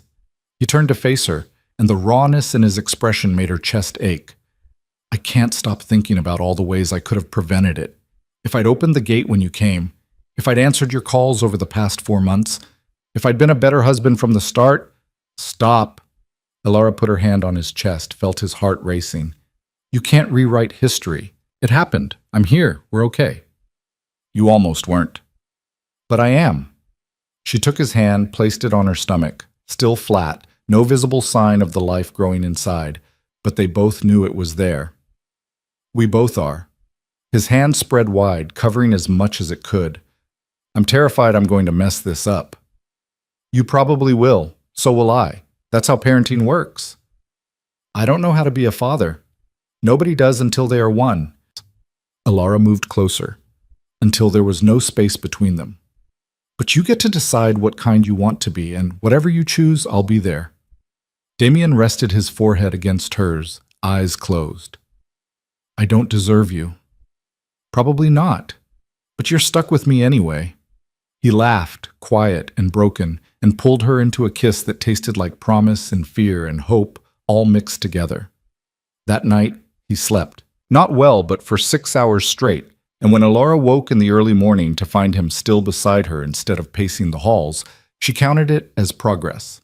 By the second week, she was allowed out of bed for short periods. The doctor came for a follow-up, declared everything looked good, and cleared her for light activity. No stress, no heavy lifting, and if anything felt wrong, she was to call immediately. Can I leave the house? Elara asked. The doctor looked at Damien, who looked like he wanted to say no. Short trips, the doctor said carefully. Nothing strenuous, and someone should be with you. Damien's jaw tightened, but he nodded. The next morning, Elara announced she wanted to go to the apartment, the one she'd been living in before the kidnapping, the place that technically was still hers, even though she hadn't been back since that night. Why? Damien asked. Because I left things there. Clothes, books, my laptop. And I need to see it. I'll have Marco pack everything up and bring it here. That's not the same. He studied her face, looking for something. You're not planning to move back there. It wasn't a question. No, Elara said, but I need to close that chapter properly. I left in the middle of the night to come see you, and then everything went to hell. I need to go back. Damien didn't look happy about it, but he didn't argue. I'm coming with you. I figured. The apartment was exactly as she'd left it. Dishes in the sink from a dinner she'd eaten alone. A book face down on the couch, spine cracked from being left open too long. Her keys on the counter next to the purse she hadn't taken that night because she'd grabbed a smaller bag for the drive. It felt like walking into a museum of her own life. Everything preserved but wrong, like it belonged to someone else. Damien stood in the doorway, hands in his pockets, watching her move through the space. This is what you wanted? This apartment? It was quiet, Elara said. No one telling me where to be or what to do. No reminders of... She stopped. Of me. Of us. Of what we used to be. He moved into the room, looking around at the sparse furniture, the bare walls. You hate decorating. I hate pretending. What does that mean? Elara picked up the book from the couch, closed it. Decorating felt like admitting I was going to stay here, like I was building a life without you. And I didn't want to do that, even when I thought I should. Damien crossed to her, took the book from her hands, set it aside. You should have stayed angry, should have moved on, found someone who deserved you. I tried. Spent 4 months convincing myself I was better off alone. She looked up at him. Didn't take. Why not? Because I'm an idiot who loves a man who spent the last 3 years proving he's terrible at relationships. That's fair. And because, she paused, choosing her words carefully, because I saw what you could be. That night we got married, the way you looked at me like I was the only person in the world who mattered. I kept hoping I'd see that again. You did, at the warehouse, when you were covered in someone else's blood and traumatized, and I couldn't do anything but hold you and thank God you were alive. That's not quite what I had in mind. Damien's mouth twitched, almost a smile. I'll work on better timing. They packed up her things together, clothes folded into suitcases, books boxed up, the few personal items she'd brought from the estate carefully wrapped. It didn't take long. She hadn't accumulated much, hadn't let herself get comfortable. When they were done, Damien stood in the empty living room, looking at the space she'd carved out without him. I'm sorry, he said quietly, that you felt like you had to leave. I'm sorry I didn't leave sooner. Maybe if I'd walked away 3 years ago, I wouldn't have spent so long being miserable. Or maybe we'd be divorced and you'd be raising this baby alone. Alara considered that. Would you have let me go that easily? No, but I would have made both our lives hell trying to hold on. You already did that. He flinched, but didn't argue. They drove back to the estate in silence, the trunk full of her old life. And when they pulled through the gates, Alara felt something shift. Not quite relief, not quite resignation, just acceptance that this was where she belonged, for better or worse. The changes started small. Damien began coming home for dinner. Not every night. There were still emergencies, still meetings that ran late. But more often than not, he was there. They ate in the dining room instead of him taking meals in his office, and he asked her about her day like it mattered. He attended every doctor's appointment, sat in the chair beside her, held her hand during the ultrasounds, and asked questions that made the doctor smile. When they found out the baby was a boy at 12 weeks, Damien stared at the screen for a full minute without speaking. In the car afterward, he said, "I don't know how to raise a son." "You'll figure it out." "What if I turn him into me?" "Then I'll be there to balance you out." Alara squeezed his hand. "And what if you turn him into something better?" He didn't answer, just held her hand tighter. The changes got bigger. Damien started delegating more, trusting his lieutenants to handle problems that used to require his direct involvement. He pulled back from the violent side of the business, let Marco and his team handle enforcement while he focused on the legitimate operations. It wasn't a clean break. There were still nights he came home with blood on his clothes, still mornings he left before dawn to handle situations that couldn't wait. But he was trying, and Alara saw it in the way he checked his phone less during dinner, the way he listened when she talked instead of just waiting for his turn to speak. One night, 3 months after the kidnapping, she found him in what used to be a guest bedroom. He'd cleared out the furniture, painted the walls a soft gray, and was assembling a crib that looked like it required an engineering degree. "You're nesting," she said from the doorway. Damien looked up, screwdriver in hand. "This is harder than it looks." "Want help?" "You're supposed to be resting." "I've been resting for 3 months. I'm going insane." She came into the room, picked up the instruction manual he'd thrown aside. "Besides, I'm better at following directions than you are." They worked in comfortable silence, Alara reading instructions while Damien assembled, and by the time the sun set, they had a functional crib. It sat in the middle of the empty room, waiting for the life that would fill it. "We need a name," Alara said, running her hand along the railing. "I know. Any ideas?" Damien was quiet for a moment. "I always liked Michael, my brother's middle name." Alara remembered the stories he'd told her about his brother, the one who'd died too young, who'd tried to protect Damien from their father's worst impulses and paid for it. "Michael," she repeated. "I like it." "Yeah?" "Yeah, Michael Valente. It's strong." Damien moved to stand beside her, one hand joining hers on the crib. "Think he'll forgive us for bringing him into this mess?" "I think he won't know any different. This will just be his normal." "That's what I'm afraid of." "Then we make sure his normal is better than ours was." He turned to look at her, and in the fading light she could see the man she'd married. Not the crime boss, not the empire builder, just Damien, scared and hopeful and trying. "I'm going to propose something," he said carefully, "and you can say no." "Okay? I want to step back, not completely, not yet, but I want to shift more of the operations to people I trust, legitimize as much as I can, and focus on being here. With you, with Michael." He paused. "I don't want to be my father. I don't want our son to grow up watching me choose violence over family." Alara's throat tightened. "What does that look like, practically?" "Marco takes over day-to-day operations. I handle strategy and the legitimate businesses. We sell off the parts of the empire that are too dirty to clean. And we—" He stopped, like the words were hard to say. "We build something different, something Michael can be proud of instead of ashamed. That's not a small change. I know. People are going to see it as weakness. Let them. They might challenge you. Then I'll handle it. But I'm done letting this life dictate everything." Damien took both her hands. "I almost lost you because I was too busy playing king. I'm not making that mistake again." Alara searched his face, looking for doubt, for hesitation. Found neither. "Okay," she said. "Let's do it." The transition wasn't smooth.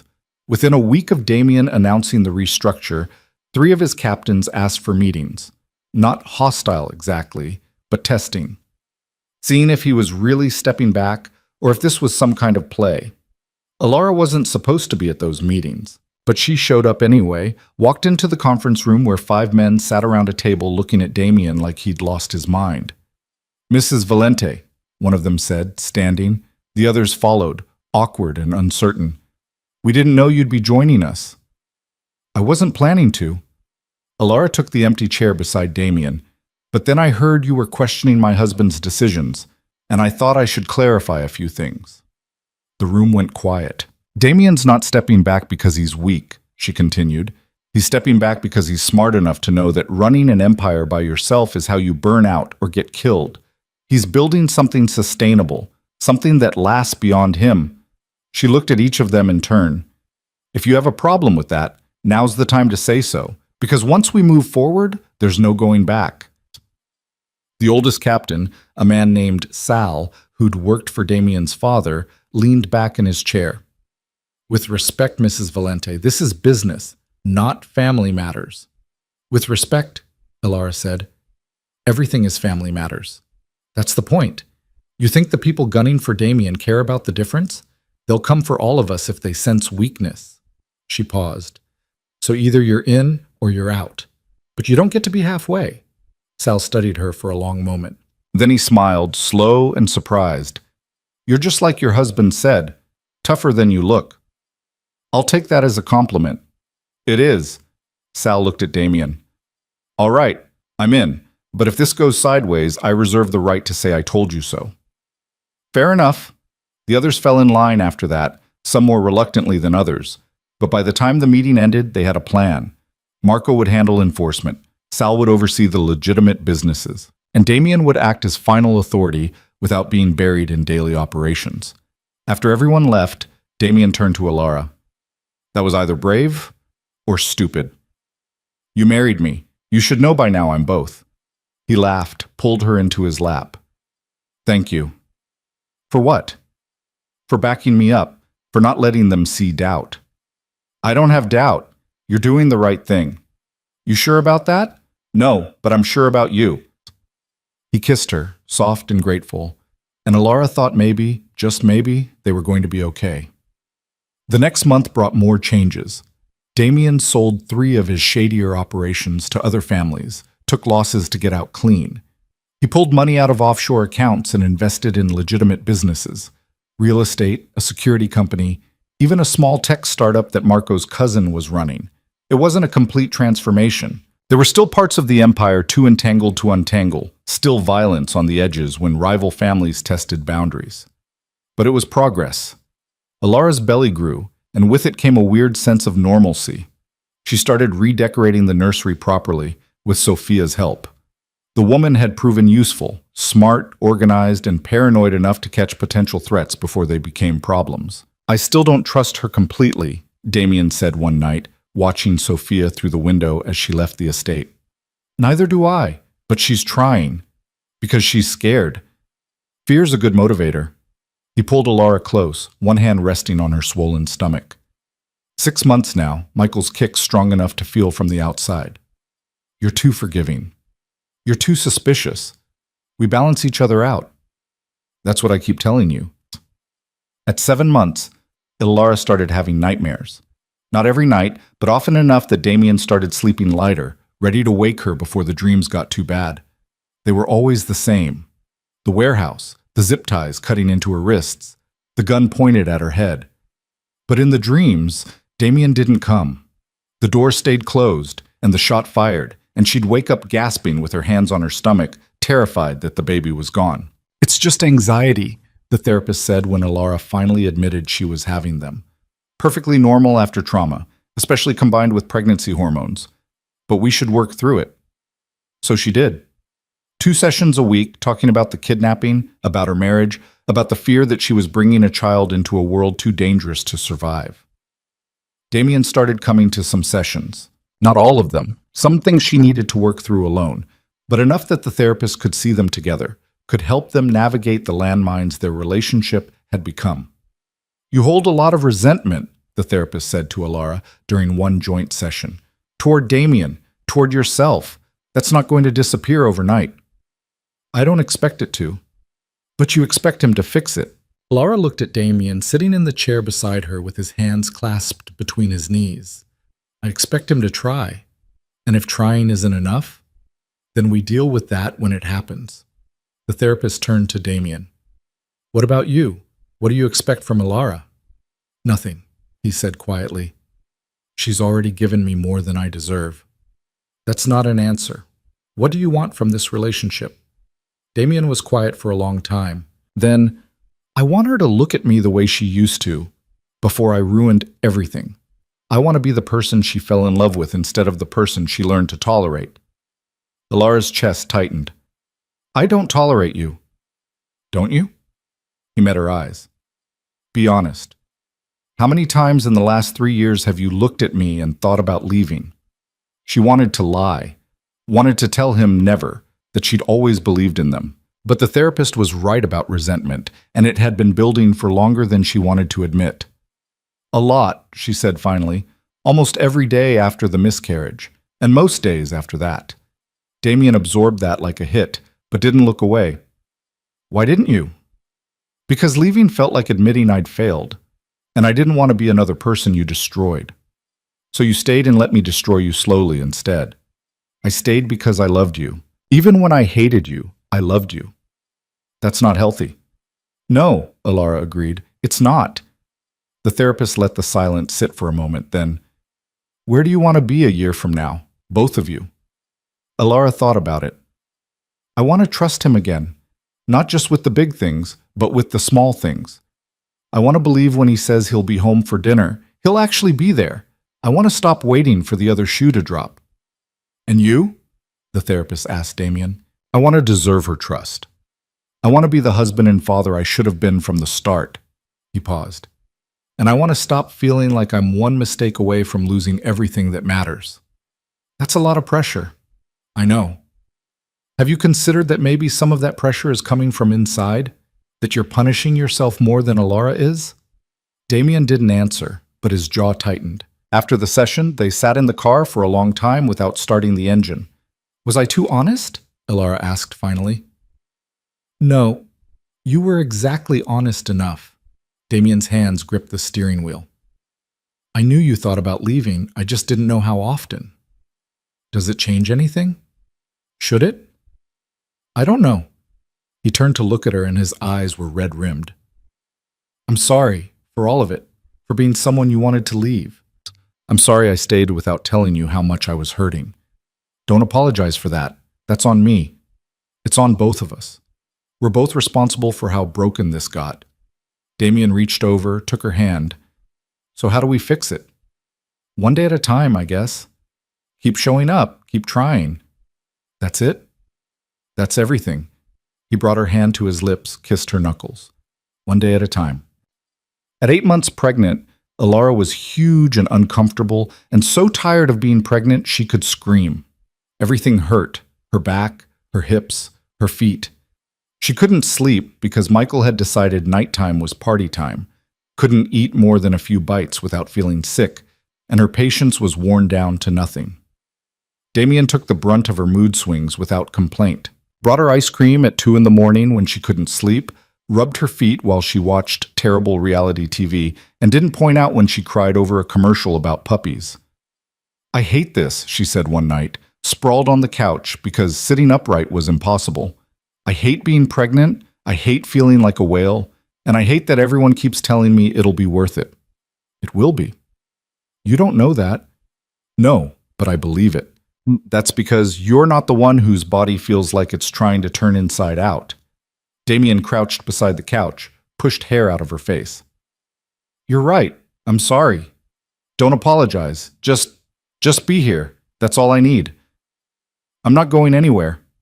2 weeks before her due date, Alara woke at 3 a.m. to wetness and a pain so sharp it stole her breath.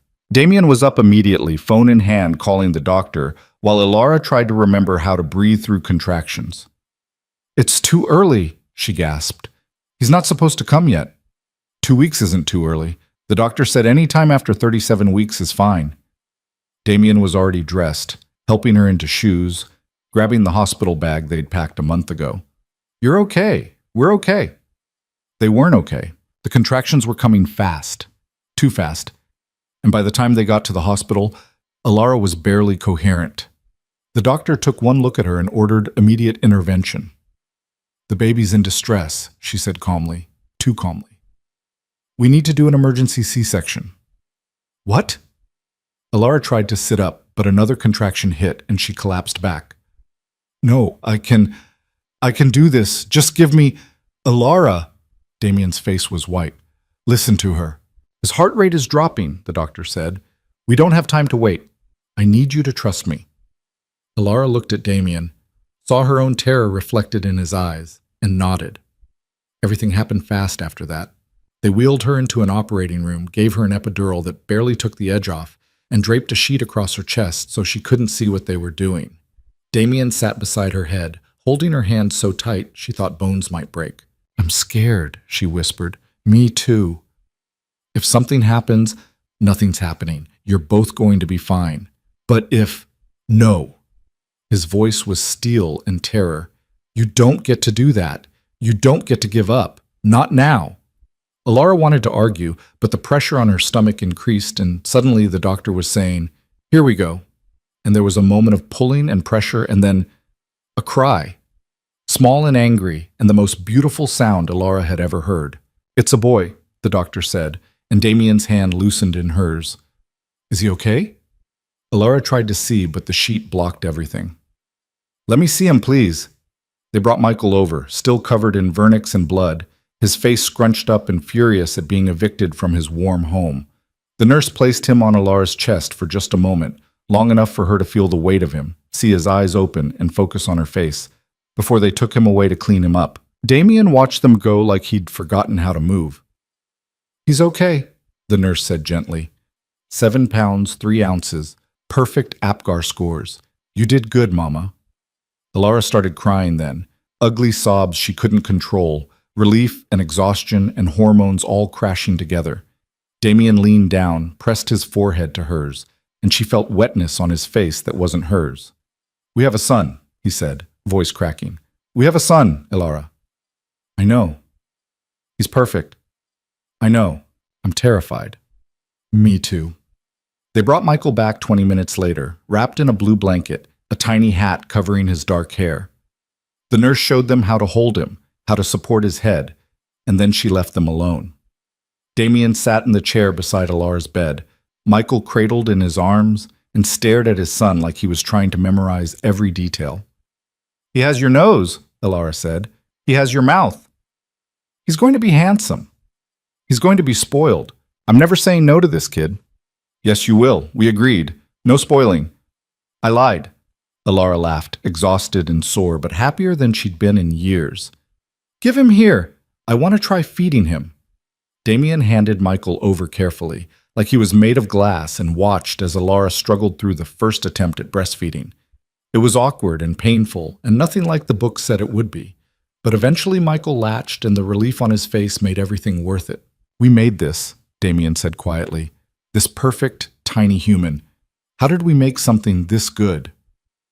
Sheer luck, Alara said, and maybe a little bit of love.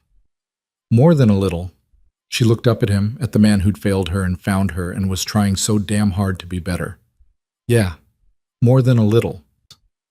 That night, after the nurses finally kicked Damien out and made him go home for a few hours, Alara lay in the hospital bed with Michael asleep on her chest, feeling his tiny heartbeat against hers.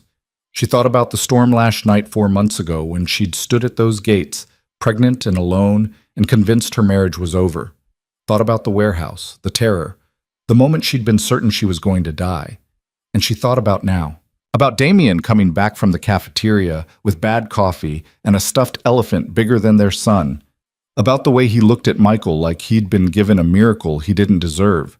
About the future they were building, messy and imperfect in theirs. Your dad's an idiot, she whispered to Michael.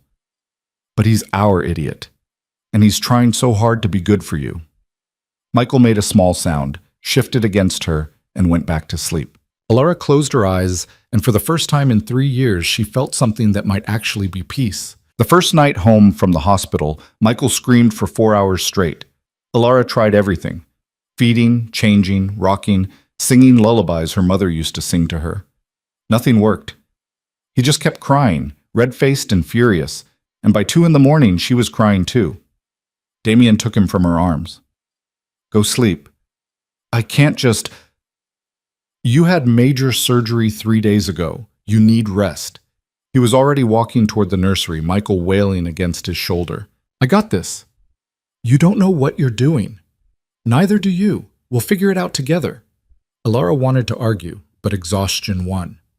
She collapsed into bed and was asleep before her head hit the pillow. She woke 4 hours later to silence. Panic spiked through her. Why wasn't Michael crying? Was he okay? Had something happened? And she stumbled out of bed, ignoring the pull of her incision. The nursery was dark except for a small lamp. Damien sat in the rocking chair with Michael against his chest, both of them asleep. His hand covered most of Michael's back, protective even unconscious, and the sight of them together made Alara's throat tight. She stood in the doorway watching until Michael stirred, making the small grunting sounds that meant he was waking up. Damien's eyes opened immediately, alert in a way that spoke to years of sleeping light in dangerous places. "Hey," he said quietly. "We didn't wake you, did we?" "No, I needed to check." "He's fine. Finally passed out around 3. Think it was gas." Alara moved into the room, sat on the ottoman near the rocker. "How'd you know?" "I didn't, just kept trying things until something worked." He looked down at Michael, whose eyes were open now, unfocused and searching. "Turns out he likes when I talk. Doesn't matter what I say, just the sound of my voice." "What did you talk about?" "Everything. My brother, my father, all the mistakes I've made and the ones I'm going to try not to repeat." Damien's hand moved in slow circles on Michael's back. "Promised him I'd be better than the men who came before me." "You will be." "You don't know that." "Yes, I do." Michael made a small sound, and Alara reached for him. Damien handed him over carefully, and she settled into feeding while Damien watched with an expression she couldn't quite read. "What?" she asked. "Nothing. Just, you're good at this." "I'm terrified at this." "That's what makes you good. You care enough to be scared." After Michael fell back asleep, Alara returned to bed and found Damien already there, flat on his back staring at the ceiling. "Can't sleep?" she asked. "Keep thinking about all the ways I could mess this up." "That's not helpful." "I know." She curled against his side, careful of her incision. "We're going to make mistakes, both of us. But as long as we keep trying, we'll be okay." "How are you so sure?"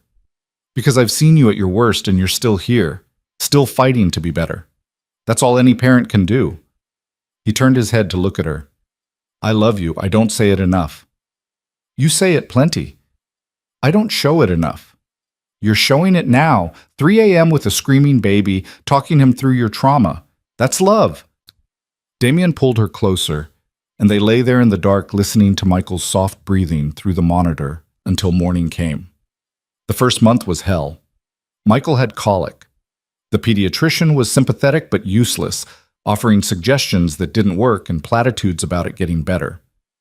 Alara spent most days in a fog of exhaustion, moving from feeding to changing to trying to sleep in 20-minute increments. Damien hired a night nurse, but Alara sent her away after 2 days because the woman kept suggesting formula, and Alara wasn't ready to admit defeat yet.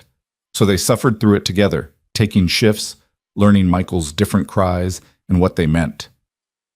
The estate that had felt like a prison became a sanctuary. Damien worked from home more than the office, conducted meetings over video instead of in person, and turned down anything that required him to be gone overnight. "You're going to lose respect," Marco warned during one video call that Alara accidentally overheard. "People are already talking. Let them talk. This isn't sustainable. You need to show your face, remind people you're still in control." "I am in control. I'm just choosing what I control." There was a pause. Then Marco said, "You've changed." "Yeah, I have." After he hung up, Alara found Damien in the nursery, watching Michael sleep in his crib. "You don't have to give up everything for us," she said from the doorway. "I'm not giving up anything. I'm choosing differently. People are going to see it as weakness. I don't care what people see. He turned to look at her. I care that when Michael's old enough to understand, he doesn't grow up thinking power matters more than family. What if they challenge you? Then I'll handle it. But I'm done living like my father did, paranoid, isolated, trusting no one, and destroying everyone who got too close. He crossed to her, took her hands. I'm building something different, for us, for him. Alara wanted to believe him, wanted to trust that they could have this, the family, the peace, the life where Damien wasn't constantly looking over his shoulder. But she'd lived in his world long enough to know that walking away wasn't simple. Just promise me something, she said. Anything. If it comes down to choosing between the Empire and us, you choose us. Every time. No hesitation. I promise. The challenge came at 6 weeks. Alara was feeding Michael in the living room when Damien's phone rang. She watched his face change as he listened, watched the muscle in his jaw jump, and knew before he said anything that something was wrong. I'll be there in 20 minutes. He hung up, looked at her. I have to go. What happened? Someone hit one of our warehouses. Took out 3 guards, stole $500,000 in product. Alara's blood went cold. Who? Don't know yet. But whoever it was, they're sending a message. He was already moving toward the door, checking the gun at his hip. I'll be back as soon as I can. Damien. He stopped, turned back. I have to handle this. If I don't, it'll look weak, and then we'll have 5 more families testing boundaries. I know. I'm sorry. Just come home safe. He crossed back to her, kissed her hard, kissed Michael's head, and then he was gone. Alara sat in the silence after, Michael heavy in her arms, and tried not to think about all the ways this could go wrong. He came back 4 hours later, uninjured but furious. Marco was with him, and they disappeared into Damien's office with the door closed.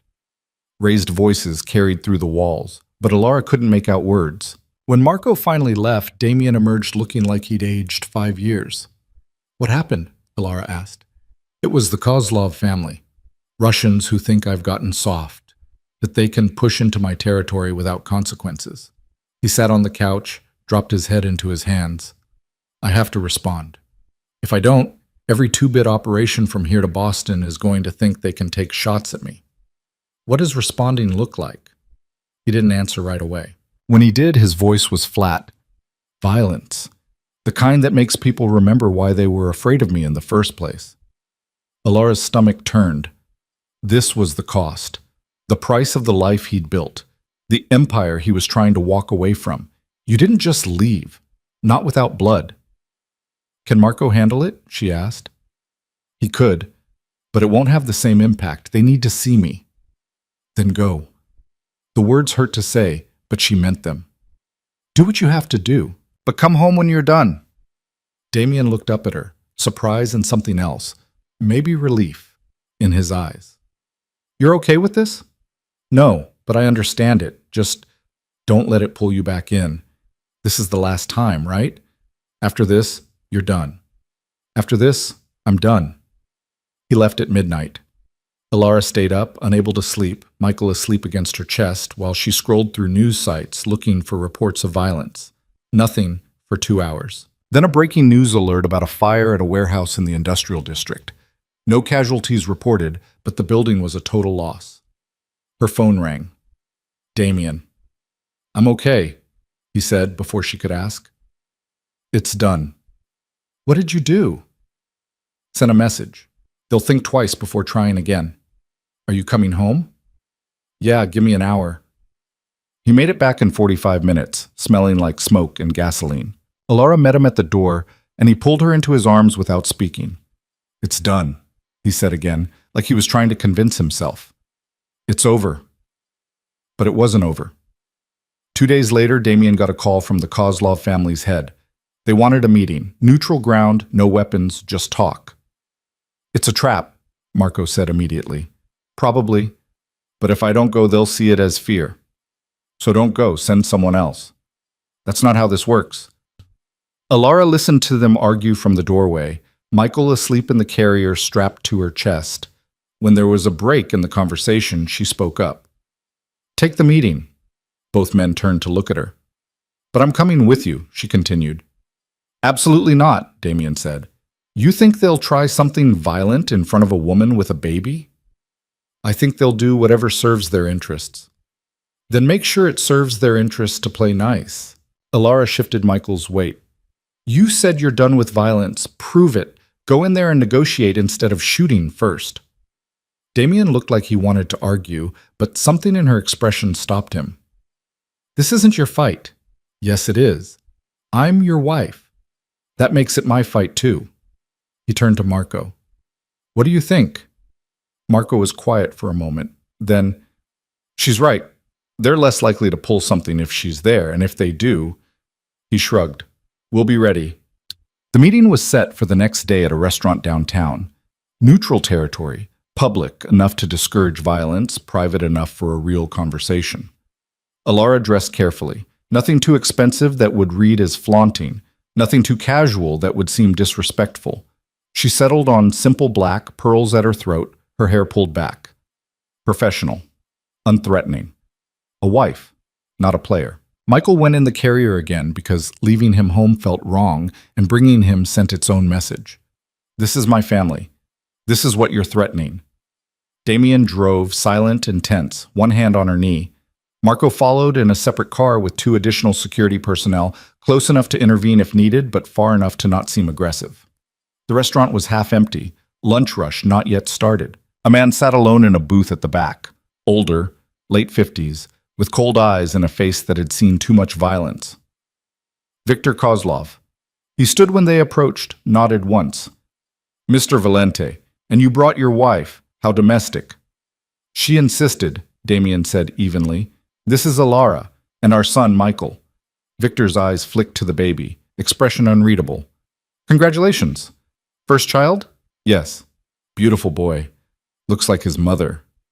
The pleasantries were excruciating. They sat, ordered coffee, no one intended to drink, and then Victor got to the point. You burned down my warehouse. You stole from me first. A test, to see if you still had teeth. Victor leaned back. Turns out you do. That's good. Keeps things interesting. I'm not interested in interesting, Damien said. I'm interested in running my operations without interference. You want to operate in this city? We can discuss terms. But coming at me directly isn't going to end well for you. Is that a threat? It's a fact. Victor studied him, then shifted his attention to Alara. You must be very brave, Mrs. Valente. Or very foolish. Bringing a baby to a meeting like this. I'm neither, Alara said calmly. I'm just a mother who wants her son to grow up in a city that's not constantly at war. You have children, Mr. Kozlov. Something flickered in his expression. 3. All grown now. Then you understand. You know what it's like to want better for them than what you had. I do, but wanting something doesn't make it possible. No, but working toward it does. She leaned forward slightly, Michael stirring against her chest. My husband is trying to change how things are done here.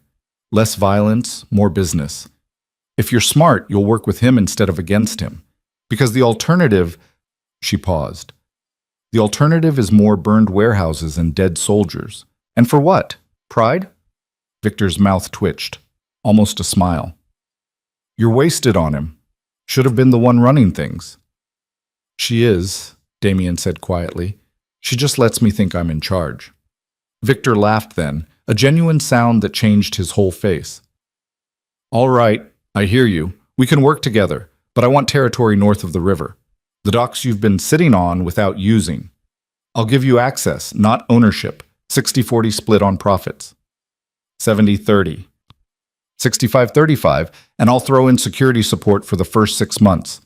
Victor considered, then extended his hand. Deal. They shook, and just like that, the war was over before it really started.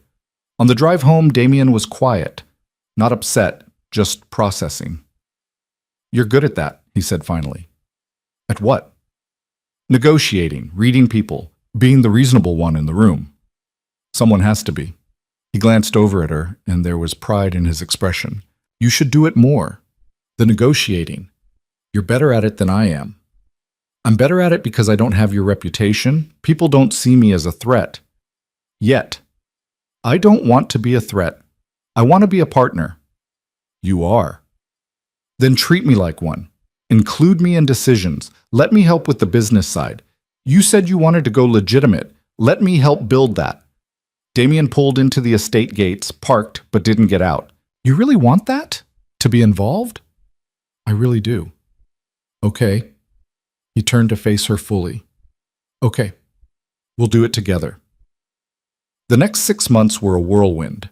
Alara discovered she had a talent for business that years of being a trophy wife had hidden. She took over the legitimate operations while Damien handled what was left of the criminal side, and between them they started shifting the empire's foundation. It wasn't fast. Some operations couldn't be legitimized, had to be sold or shut down. Some people refused to adapt, had to be cut loose. But slowly, painfully, they built something different. Michael grew, learned to smile, to laugh, to grab things with his tiny hands. Alara tracked every milestone in a journal Damien bought her, and he read it when he thought she wasn't looking. They attended therapy together, separately, working through the damage 3 years of a broken marriage had caused. It wasn't easy. Some sessions ended in fights, old resentments bubbling up, but they kept going, and slowly, Alara started to trust again. Not completely, not without reservation, but enough to believe that when Damien said he'd be home for dinner, he meant it. Enough to stop checking his phone for evidence of affairs. Enough to let herself hope this might actually work. The estate changed too. Alara hired new staff, people who didn't have ties to the old regime. She redecorated, made it feel less like a fortress and more like a home.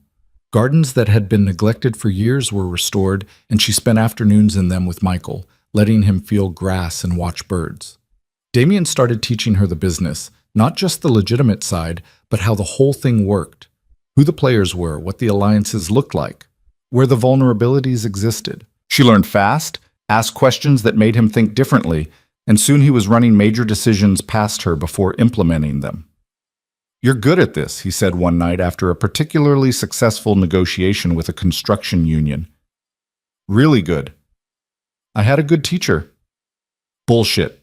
You're a natural. She smiled, pleased despite herself. Maybe I should have been a CEO instead of a housewife. You still can be. I'll step down, make you the head of the legitimate operations. You'd be better at it. You're not stepping down. We're partners, remember? Partners, he agreed, pulling her close. I like the sound of that. At Michael's first birthday party, Alara stood in the garden watching Damien play with their son and felt something she'd almost forgotten. Joy. Not complicated by fear or resentment or waiting for the other shoe to drop, just simple, clean happiness. Sophia approached, carrying a tray of cupcakes. He's good with him. He is. Never thought I'd see Damien Valente on his hands and knees making animal noises. Neither did I. Sophia set the tray down, brushed frosting off her hands. For what it's worth, I'm glad you gave him another chance. And I'm glad you gave me one too. Alara looked at her. Over the past year, Sophia had proven herself repeatedly. Smart, loyal, and genuinely remorseful for her part in the kidnapping. She'd become something close to a friend. We all deserve second chances, Alara said. The trick is not wasting them. I'm trying not to. I know, Michael squealed, and they both turned to watch Damien lift him high, spinning while Michael laughed with his whole body. He's going to spoil that kid rotten, Sophia said. I know, I've already accepted it. That night, after the party ended and Michael was asleep and the house was quiet, Damien found Alara in the nursery. She was standing by the crib, watching their son sleep like she still couldn't quite believe he was real. You okay? He asked softly. More than okay, She paused, searching for the right word. Happy. Actually genuinely happy. Damien came up behind her, wrapped his arms around her waist. Me too. A year ago I thought we were over. Thought I'd be raising Michael alone. That you'd be some distant figure who sent child support checks and showed up for holidays. I would never have done that. I know, but I didn't know it then. She leaned back against him. You proved me wrong. About everything. I had to. Couldn't lose you twice. She turned in his arms, looked up at him. I forgive you. The words hung between them, huge and simple. Damien's hands tightened on her waist. You don't have to. Yes, I do. Not because you've earned it, but because I'm tired of carrying it around. The resentment, the anger, all of it. I forgive you for the miscarriage, for shutting me out, for making me feel invisible. All of it. His eyes were bright. Alara, and I forgive myself for staying when I should have left, for not speaking up sooner, for thinking I could fix you instead of just loving you as you were. You did fix me. No, you fixed yourself. I gave you a reason to try. Damien pulled her close, buried his face in her hair. I love you. I'm going to spend the rest of my life making sure you never doubt that. I know, and I love you too, even when you drive me crazy. They stood there in the dim light of the nursery, holding each other while their son slept, and for the first time since the storm last night 18 months ago, everything felt right. Not perfect. Never perfect. But right. The final piece fell into place 3 months later. Damien came home early one afternoon, found Alara in the office working on quarterly reports, and dropped a folder on her desk. What's this? She asked. Paperwork. For the foundation. She opened it, scanned the documents. What foundation? The one we're starting. For families affected by violence, kids who lost parents to gang wars, women trying to escape dangerous situations. He sat on the edge of the desk. I've been thinking about what you said.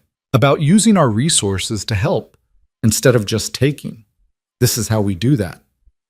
Alara read through the proposal, her throat getting tighter with every page.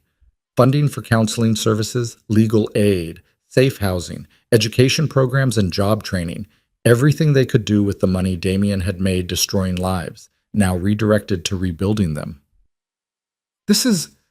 She looked up at him, eyes stinging. This is incredible. It's not enough, won't undo the damage, but it's a start. What are you calling it? He smiled, small and sad. The Michael Foundation, after our son. So he grows up knowing his father tried to be better. Alara stood, moved into his arms. He's going to know, because you're going to be here to show him. I will, I promise. 6 months later, the Michael Foundation opened its doors. The press coverage was huge. Reformed crime boss turns philanthropist. Cynics said he was just laundering money. Believers said people could change. Alara didn't care what they said. She saw the families who came through, the women who finally had somewhere safe to go, the kids who got therapy, an education, and a chance at something better. That was what mattered. Damien stepped back from the empire entirely, turned day-to-day operations over to Marco and a board of advisors.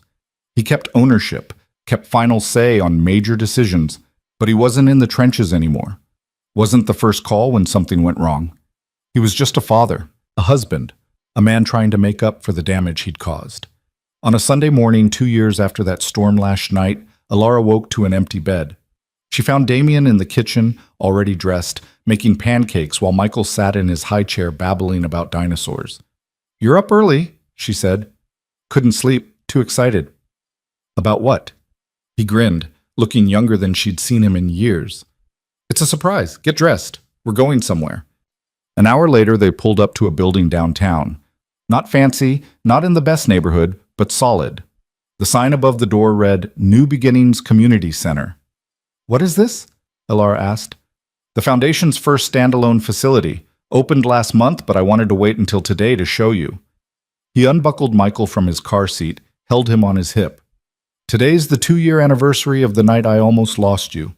Felt right to show you this now. Inside, the building was bright and clean, full of people. Kids in an art class, women in a job training workshop, a support group meeting in a side room. Everyone looked up when they entered, and a few people recognized Damien, came over to thank him. He was awkward about it, uncomfortable with gratitude, but he listened to their stories. A woman who'd left an abusive husband and was now managing a restaurant. A teenager who'd lost his father to gang violence and was about to start college. A single mother who'd gotten legal help and won custody of her kids. After they left, Damien was quiet in the car. Michael had fallen asleep in his seat, and Alara reached over to take Damien's hand. You okay? She asked. Yeah, just thinking about all the years I spent taking instead of giving. How different things could have been if I'd figured this out sooner. You can't change the past. I know, but I can change what comes next. You already are. He lifted her hand to his lips, kissed her knuckles. Thank you. For what? For not giving up on me. For standing at those gates, pregnant and desperate and still believing I was worth saving. You were. You are. I don't know about that, but I'm trying to be. That night, after Michael was in bed and they were sitting in the living room with glasses of wine, Damien pulled out a small box. What's this? Alara asked. Open it. Inside was a ring. Not the massive diamond he'd given her when they got married, but something simpler. A band of platinum with a single stone, elegant and understated. I want to marry you again, Damien said. Not the spectacle we had the first time, with contracts and alliances and people who didn't care about us. Just us. Michael. The people who actually matter. Alara's vision blurred. We're already married. I know, but I want to do it right this time. Make promises I actually intend to keep. Start over properly. We can't start over, too much has happened. Then we'll start forward, build something new on top of the old foundation. He took her hand. Marry me, Alara. Again. For real this time. She should have said no. Should have told him they didn't need a ceremony to prove anything, that what they'd built over the past 2 years was enough. But looking at him, at this man who'd destroyed her and rebuilt himself piece by piece, who'd learned to choose family over power, who was trying so damn hard to be better, she couldn't say anything but yes. They got married on a Saturday in October, 2.5 years after the storm. No huge ceremony, just a judge at City Hall, Marco as witness, Sophia holding Michael, who kept trying to eat the rings. Alara wore a simple white dress, and Damien wore a suit that made him look like a stranger in the best way. The vows were different this time. Not the traditional script, but words they'd written themselves. Damien went first, his voice steady but his hands shaking. I promise to choose you, every day, every decision, every moment that matters. I promise to be the husband you deserved from the start, the father our son needs, and the partner you can trust. I promise that when I fail, because I will fail, I'll own it and do better. And I promise that I will love you with everything I am for as long as I'm alive. Alara's turn. I promise to be honest, even when it's hard, to call you on your bullshit, to support you when you need it, and to love you through all of it. I promise to believe in us, in this family we're building, and in the man you're becoming. And I promise that no matter what comes next, we'll face it together. They exchanged rings, kissed while Michael clapped, and walked out into October sunlight as new versions of themselves. The years that followed weren't perfect. They fought. About money, about parenting, about whether to have another baby. Damien still had nightmares sometimes, still struggled with wanting to solve problems with violence. Alara still had days where the resentment bubbled up, where she remembered standing at those gates and wanted to scream at him for making her beg. But they worked through it, went to therapy when needed, apologized when necessary, and chose each other even when it was hard. Michael grew into a happy, confident kid who loved dinosaurs and stories and following his father around the foundation asking questions. Alara got pregnant again when he was 4, a daughter they named Sarah, who had Damien's eyes and Alara's stubbornness. The foundation expanded. 3 more centers opened, then 5, then 10. They helped hundreds of families, employed dozens of people, and slowly changed the narrative around the Valente name. Damien never went back to the criminal world, sold off the last of those operations, cut ties with people who couldn't adapt, and built something legitimate that would outlast him. On their 5th anniversary of the second wedding, Alara woke to find Damien already awake, watching her in the early morning light. What? She asked, voice rough with sleep. Nothing. Just thank you. For what? For everything. For giving me a second chance, for believing I could change, for building this life with me. He reached out, brushed hair from her face. I know I don't say it enough, but I see you. Everything you do, everything you sacrifice, I see it, and I'm grateful. Alara's chest tightened in the good way. I love you too. Yeah? Yeah. Even when you wake me up before the sun's up to get sentimental. He laughed, pulled her close. Can't help it. You make me soft. You were always soft. You just didn't let anyone see it. I let you see it. eventually. They lay there as dawn broke, listening to their children still asleep down the hall, and Alara thought about the journey that had brought them here. The storm, the warehouse, the terror and pain and slow rebuilding of trust. It hadn't been easy. Hadn't been clean or smooth or anything like the fairy tales promised. But it had been real. And in the end, that was enough. Damien pressed a kiss to her forehead. What are you thinking about? How far we've come. It's been a hell of a ride. It has, but I wouldn't change it. Not even the bad parts? Alara considered. The bad parts made us who we are now, so no, I wouldn't change them. I'd hold on tighter during the hard moments, knowing we'd get through to the other side. We did get through. We did. And we'll get through whatever comes next. Together, Alara said. Always together. Down the hall, Michael's voice called out, asking for breakfast. Sarah started crying, probably wanting to be changed. The sounds of their life, messy, imperfect, beautiful. Damien groaned.